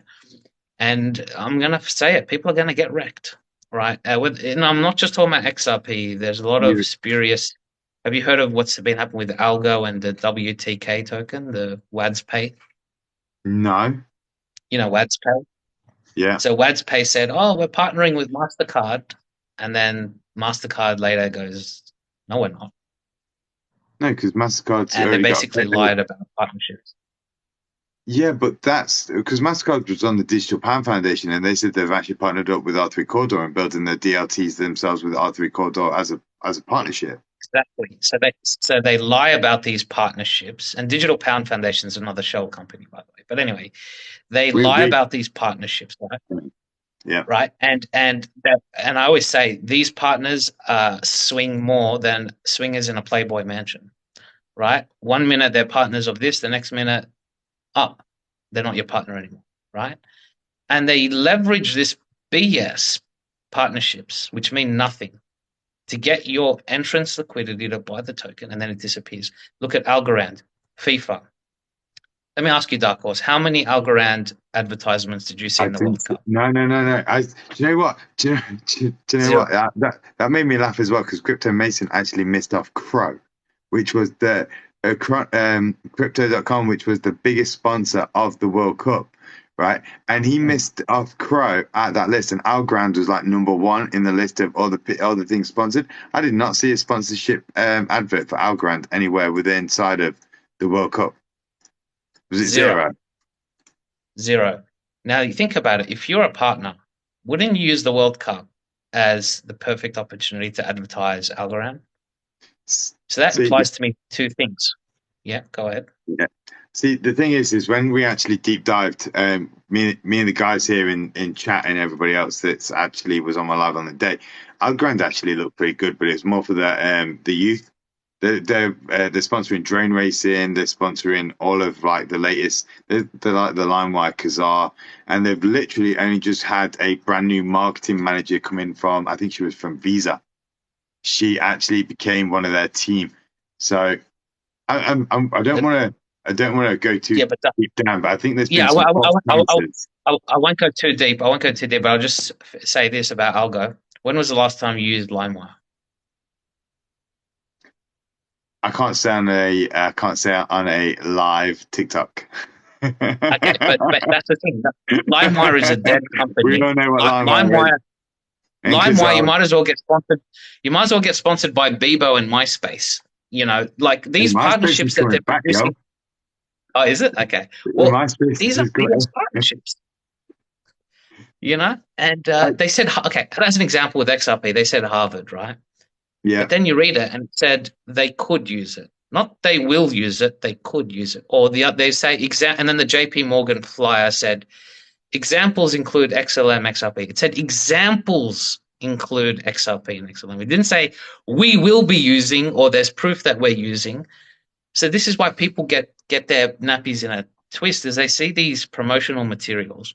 Okay. Ripple Got a question for you. Yeah. Straight off, because Sure.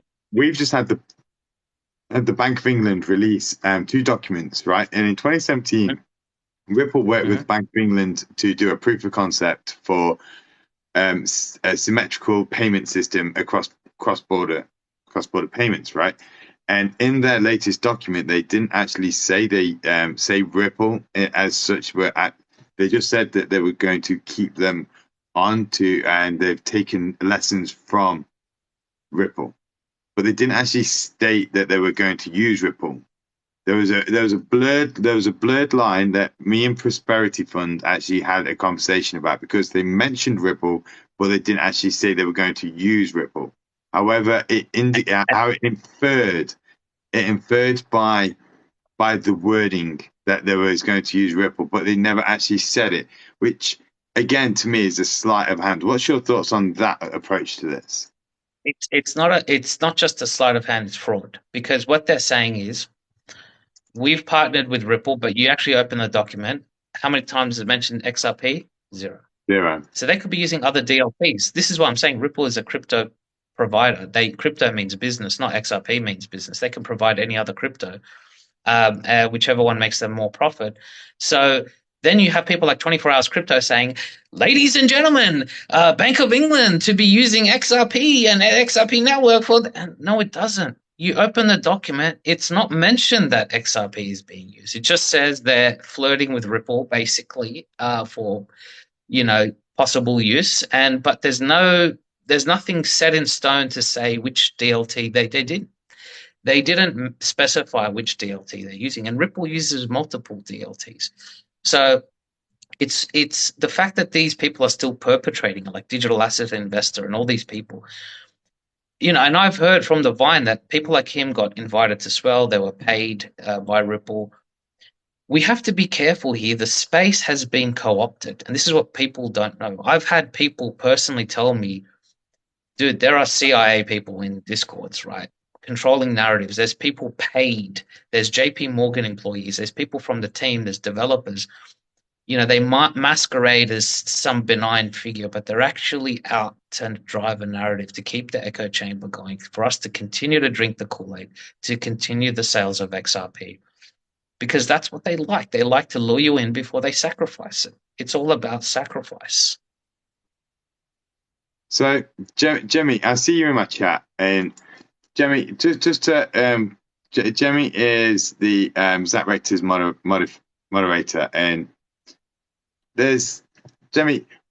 One, we understand loyalty. What you said earlier about Zach and being loyal and everything else, we understand loyalty. We are, but the thing is that I'm not drinking the Kool-Aid, and I've not put myself and my promotion and my platform based around solely XRP.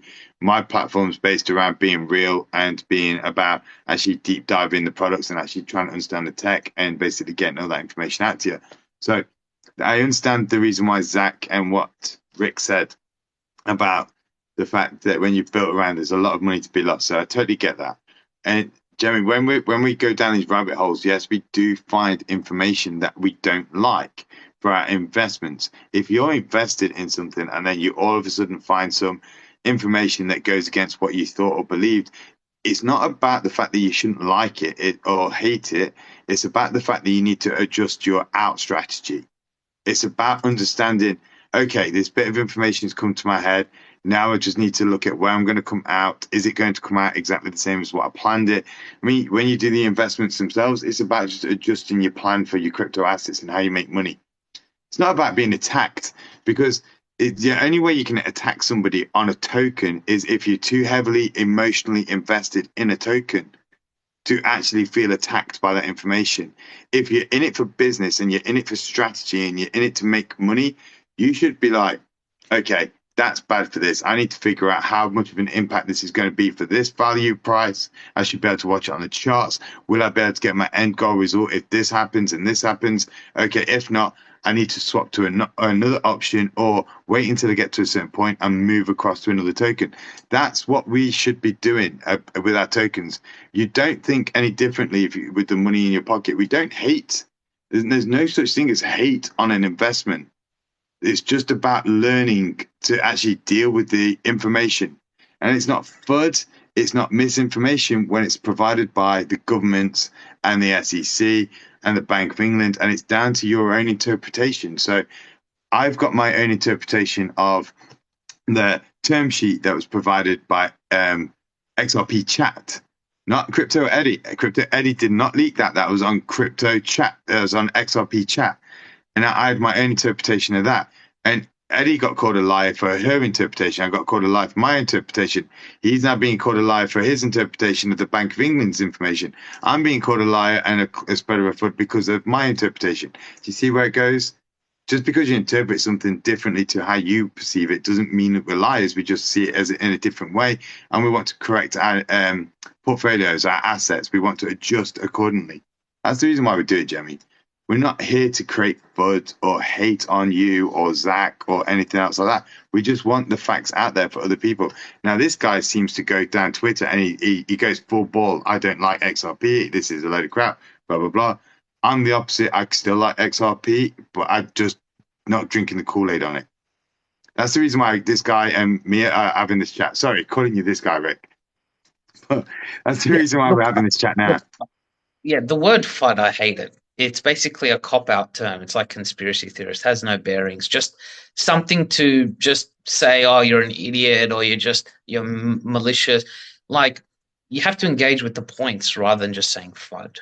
FUD is not your ticket out of paradise, right? And I agree. We both have agreements on stuff, me and Dark Horse. We also have disagreements. But you know what? That's not everyone is homogenized, right? And we're apathetic. We're neutral investors. We diversify. We're not like married to a particular coin. If tomorrow we discover there's problems, I have no reservations in pulling out. I'm not tied to any army. The only army I have is my wallet, and I'm the general, right? So this whole notion that you've got the Algo army, you've got the XRP Doge army, all of that stuff is pseudo quasi tribalism that prevents you from your full potential.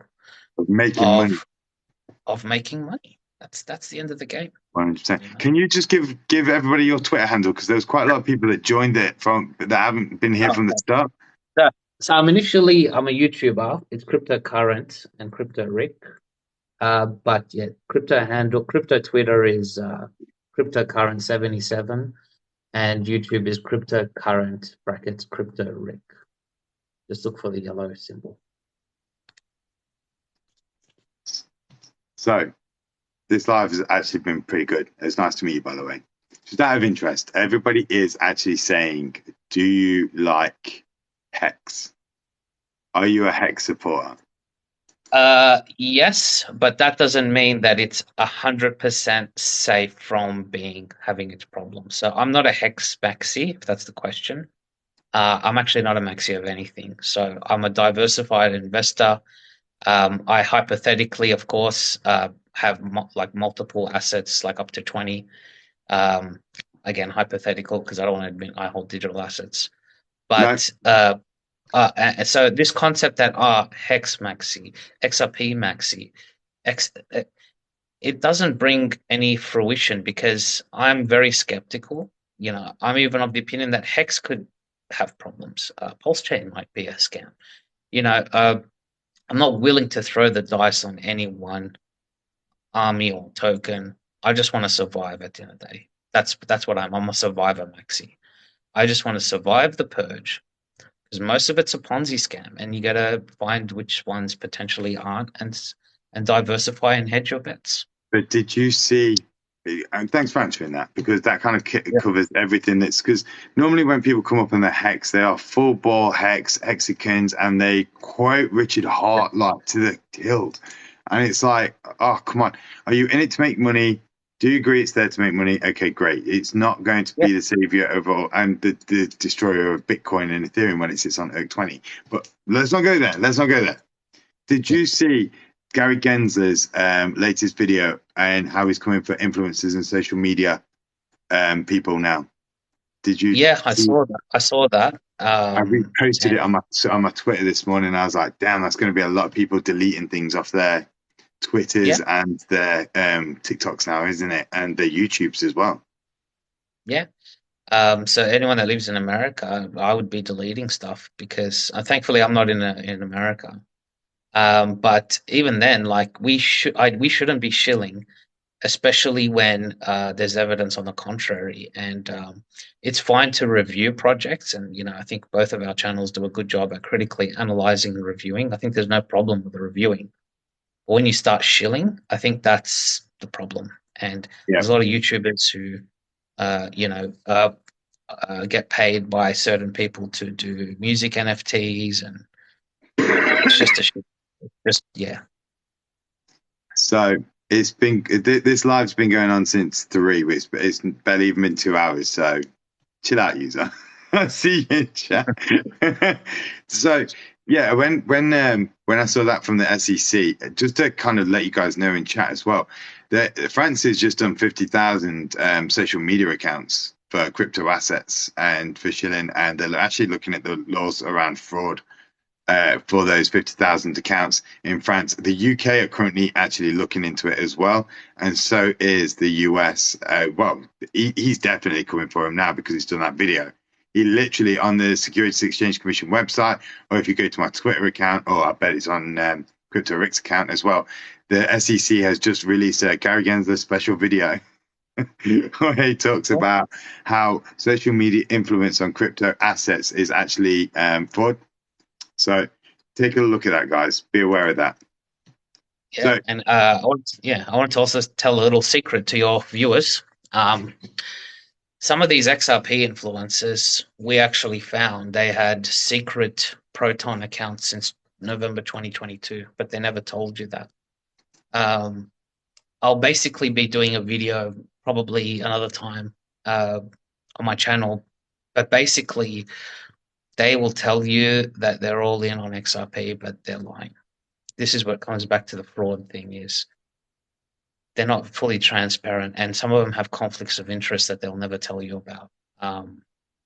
And this is why it's fraud, because they're basically pretending like they're some neutral person, some guy in their basement, but they're not. They're actually friends of the team, hidden developers of the team, banking employees, banking marketing and strategy. And it's sickening, to be honest. It makes me want to vomit. So I know, looking at the SEC document, but everybody's out there, they can read this themselves. Ripple paid marketeers to go out, and everyone says Ripple doesn't promote. Ripple doesn't pay promoters, but they paid marketeers to promote.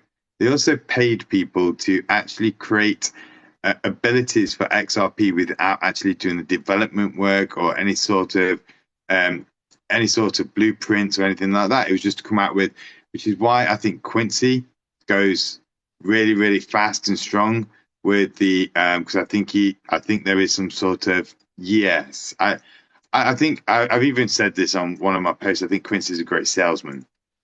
I think he's a great salesman. He is an amazing and smart individual. Quincy is 100% is smart. He knows his tech. He knows all of but I think he's an amazing salesman. How he can rattle it off. Do you know? He reminds me of that YouTube video that went around where that guy could literally wrap his way through a cleaning product, and he had.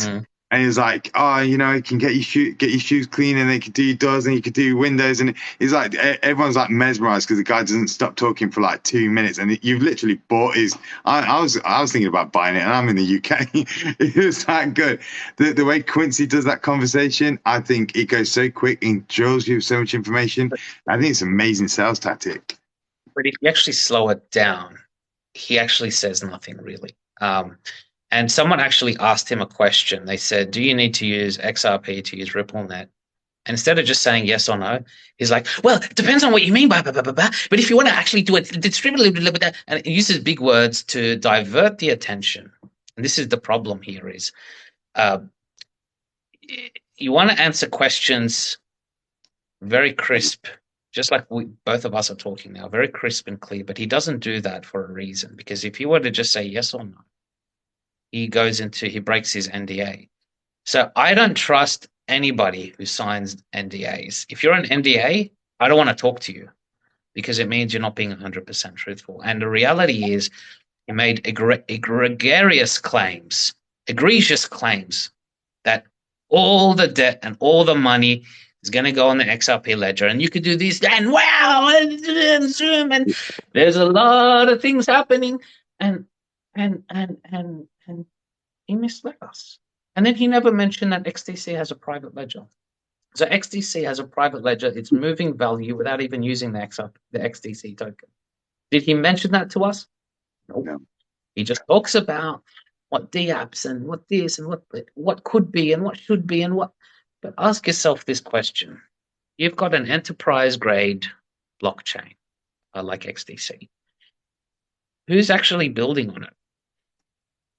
So this is again. I know exactly what you're saying. There's loads of these layer ones out there, and there's just nobody using them right now. They're like empty fairgrounds. They've got all these dApps, all these abilities to actually go do these things, but nobody's using them. Yeah. And the way and the way that I look at it is that until the rules and regulations come out for the businesses and the banks to actually understand crypto assets and for it to be cleaned up in terms of the regulations, companies won't touch these layer ones or even layer twos really until they actually get fully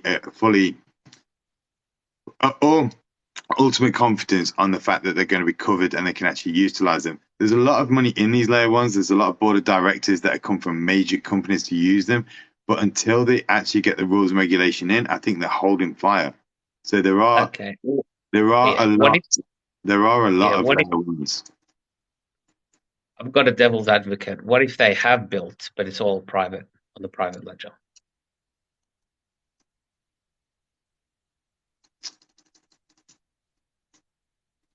Again, even if it is on the private ledger, the way these companies work and the way it's a good question. It is a good question, but you haven't stymied me. So if we actually look at layer ones and whether these companies are actually using them or not, even if they were on the private ledger, these companies are after money for what they've actually developed and what they spent money on, right? They would want the world to see them utilizing this product because they would want more retail to come into those products, because the more people that are into those products, the more value those layer ones will become. So I hear you on the private ledgers, but if you could turn around to say, like, if IBM turned around and said, actually, HBAR is now being utilized 100% by the supply chain industry, and we generated their technology, blah, blah, blah, they'd be the first ones out bragging because they'll be the first ones out there actually with the relevant technology to create blockchains for other companies. There's a lot going on the underneath that I think people are playing cold about. They're dialing it down because they don't want the world to know they've invested this money in for the shareholders and the stakeholders. And as soon as they get the green light from the rules and regulations, I do believe it's going to go like that. Sure. I think there will be mass adoption coming in. Sure, but we need to delineate between institution and retail. So what you're saying is retail will certainly build on it, and that's where some value will come in.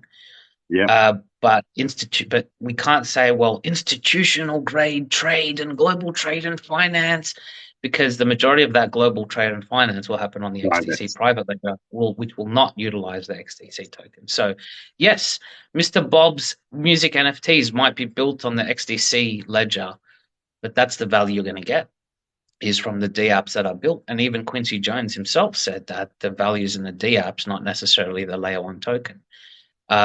It's like lithium and Tesla. Sure, lithium is needed to build the cars, which may increase the price of Tesla, but there's no direct communication. Yeah. But we have to delineate institutional. This is the same problem with XRP that I have. Is sure, you and I can build whatever on the XRP network, and sure, it might pump the price of XRP to $20 or $50. But don't go and tell me that institutions are going to be moving their filthy amount of money on the public ledgers with the XRP token, because it's not going to happen. It's fairy tales. Like what you're saying is kind of true on quite a lot of levels. It's just at the moment it is just all hopium being spread out right now. But I'm a firm believer that when they finally get the regulations out there, you know, like the MiCA, the Lillingham addendums, and the SEC's latest addendum to the security on staking and all this social media shit as well. As soon as all this gets actually pulled out and put through and agreed on, I see a lot of money being pumped into the actual technology itself. Now, regardless of whether all the money goes through XRP or all the money goes through XDC, I still think that with the amount of institutional wealth that's going to be coming through, I still believe that with most of the actual technology, most of the coins that probably won't be able to follow the legislation and regulation, they will die.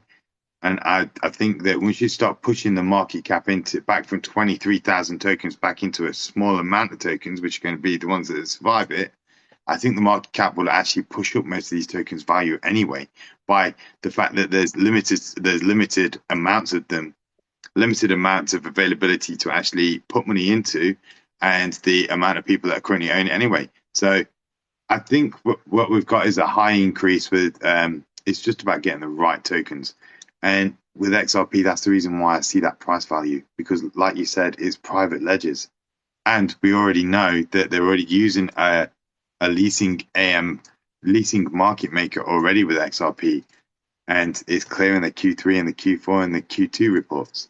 And we don't see them in the transactions, do we? Yeah. So when did the penny drop for you? What set you, like, you were obviously big on XRP once, and then what was the changing moment for you? What opened your eyes? Crypto Lulu and T's video. Crypto Lulu and T's video. I'm not going to bullshit you. I'm going to go straight to that video, because that video, it made me aware that people didn't actually understand how financial systems actually work. They didn't really know what the Vostro and Istro accounts were, or escrow, or they didn't actually understand how the messaging service for Swift works. They didn't actually follow. I mean, they were talking, but I didn't understand what they were saying. And I've worked in finance, and I didn't understand what they were saying. And it made me really like go and read, look, and relearn what the actual technology was. And to be fair, that was where I got it from. That's exactly where I got it from. It was that video. It just pissed me off. And I was like, you guys have got this. I think it went to like 20,000, 30,000 views. And it's like, how can you tell people this is how financial institutions work and how they actually use these systems? And yeah. Apparently, according to Crypto Mason, he's using bots to pop up the views, but I can't confirm or deny that. But anyway, the point is, for me, it was discovering the private ledgers. Then I actually looked up what the private ledgers were. I found out how they operated. Then that sent me into a wormhole. Then I discovered the XRP Fund 2 shenanigans and the FinCEN case. Then that led me down the actual, and then your video obviously came up as well with the market makers. Then it led to the SEC documents. Then that led to the Craig Wright interview, which led to the disclosure that they were just using it to dump. And then actually I went back, and then there was the Stacey Warden, CEO of Algorand, who said that ISO 22 is basically a BS marketing slogan that didn't really mean much. Oh yeah, it is. You can't have an ISO 22 compliant coin or anything like that. And so basically, here's one. Yeah, and ISO, then I started. Yeah, go ahead. You go. ISO 24165 is a crypto ISO. It's DTI. It's a DTI ISO. I keep telling people on my lives, that's it. That's an ISO. That's actually a crypto ISO. The others that everybody's marketing right now, they're just selling tactics. Yeah, it's all marketing, and there's no such thing as ISO 22 compliant coins. And then that led me further down the rabbit hole of actually, where's the proof that there's actually money moving through the ledgers? There wasn't any.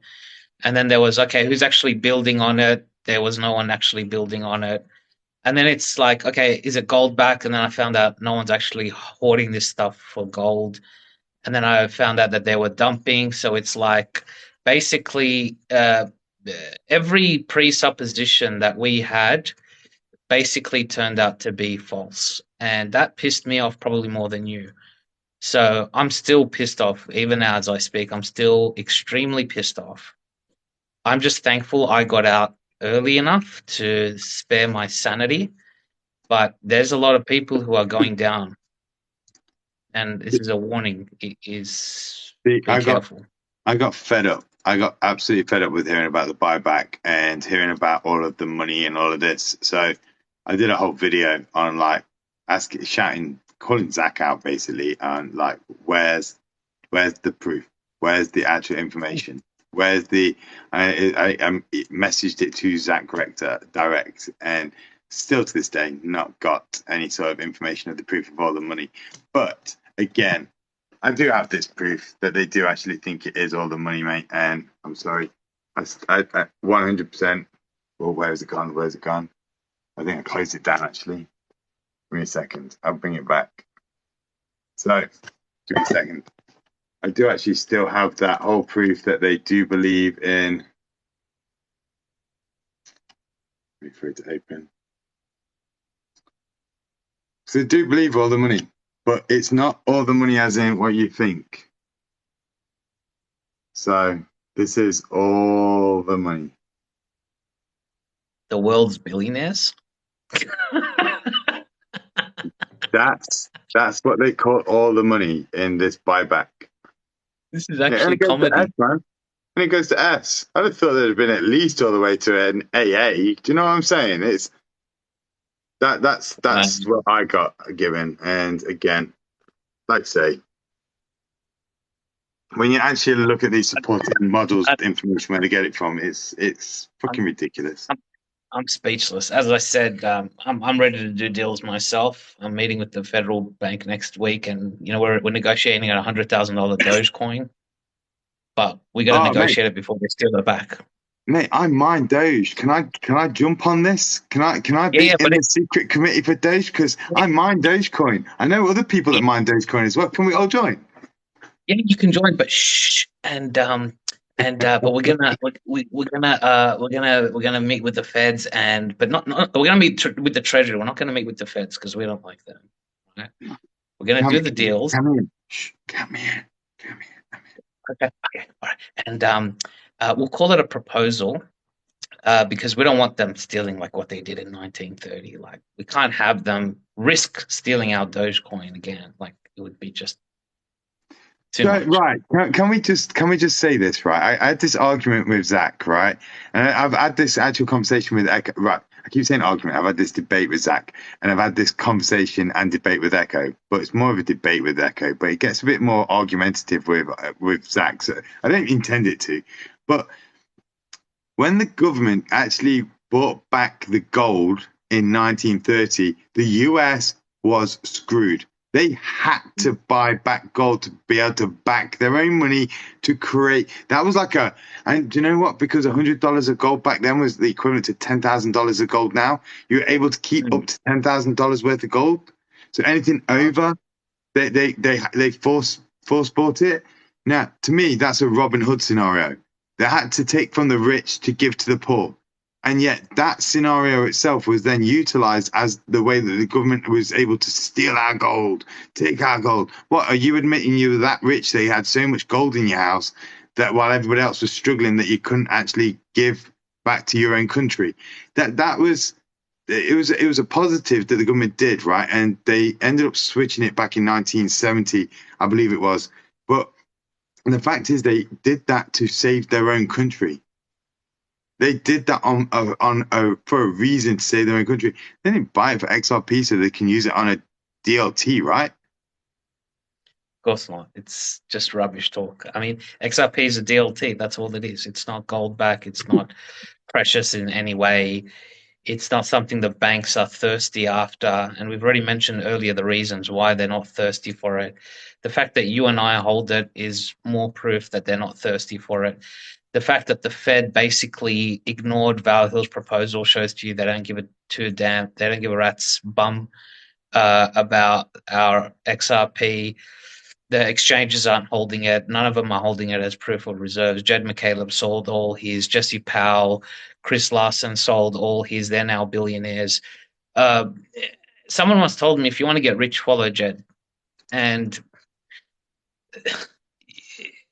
can we really be that stupid to basically ignore what everyone else is doing?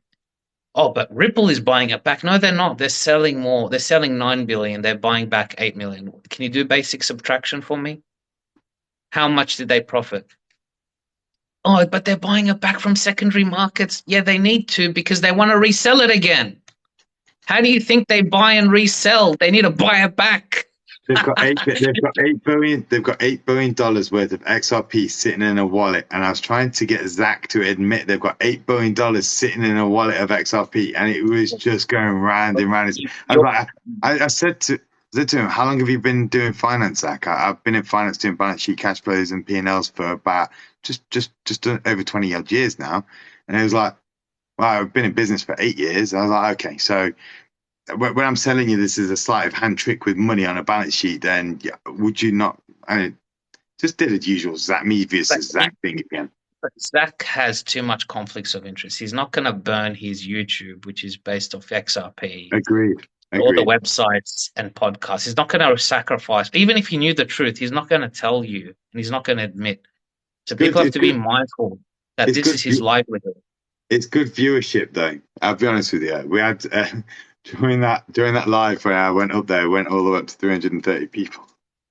Yeah, I actually watched that. I actually watched that debate with you and Zach, and I was laughing the whole time. I was like, "Dark Horse, you are a legend, my friend." try and beat that with facts, and you just can't beat it with facts, right? You can't beat it. But do you know what? Sometimes I go up there just to have a laugh. Like I like a challenge. Yeah, I like a challenge too. Actually, I invited Jack to debate me, but he always declines and basically ignores me. He can't confront the music. He knows that I will, let's just say, put him in his place. But he'll never face the music. Do you know what? I don't think he wants to. I think XRP is. I think it is definitely going to go to a nice value for him. I think he's built a great community and he's been around it for quite a bit of time. But I think the Val Hill Capital thing is absolutely the worst mistake I've ever seen in my life. I think that was the worst. People part of the... Yeah, go ahead.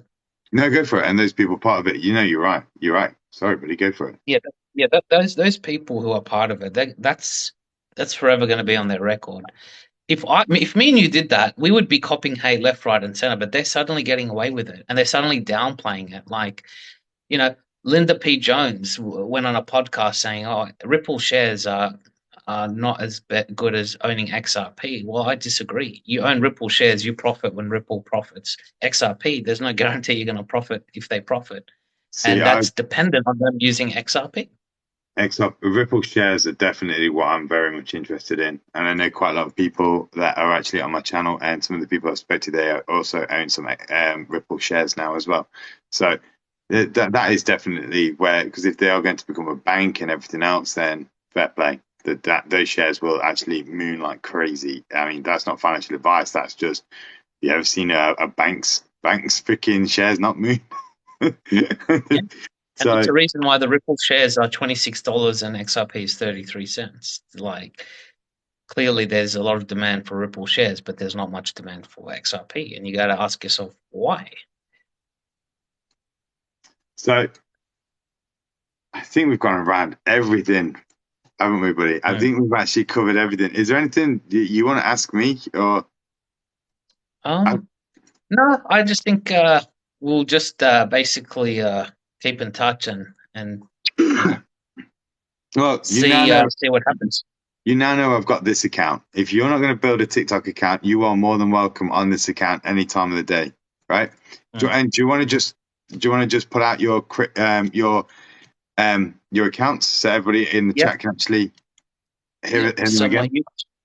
my YouTube is cryptocurrent, open brackets, crypto Rick, close bracket. And my Twitter is cryptocurrent, one word, 77. Yep. And my name is Crypto Rick, obviously. So, guys, this was an impromptu live. So, apologies if I've stepped on anyone's toes with the live times that I've done today. I wanted to have this live with Crypto Rick here. I'm going to go to bed now. I'm in the UK, so I'm going to go to bed. Apologies for anybody that wants to jump up. Guys, have a good day, and hopefully I'll speak to you again later tonight. Cheers again, Crypto Rick. Appreciate it, mate. Again, thanks for having me. Thanks. Take care, guys.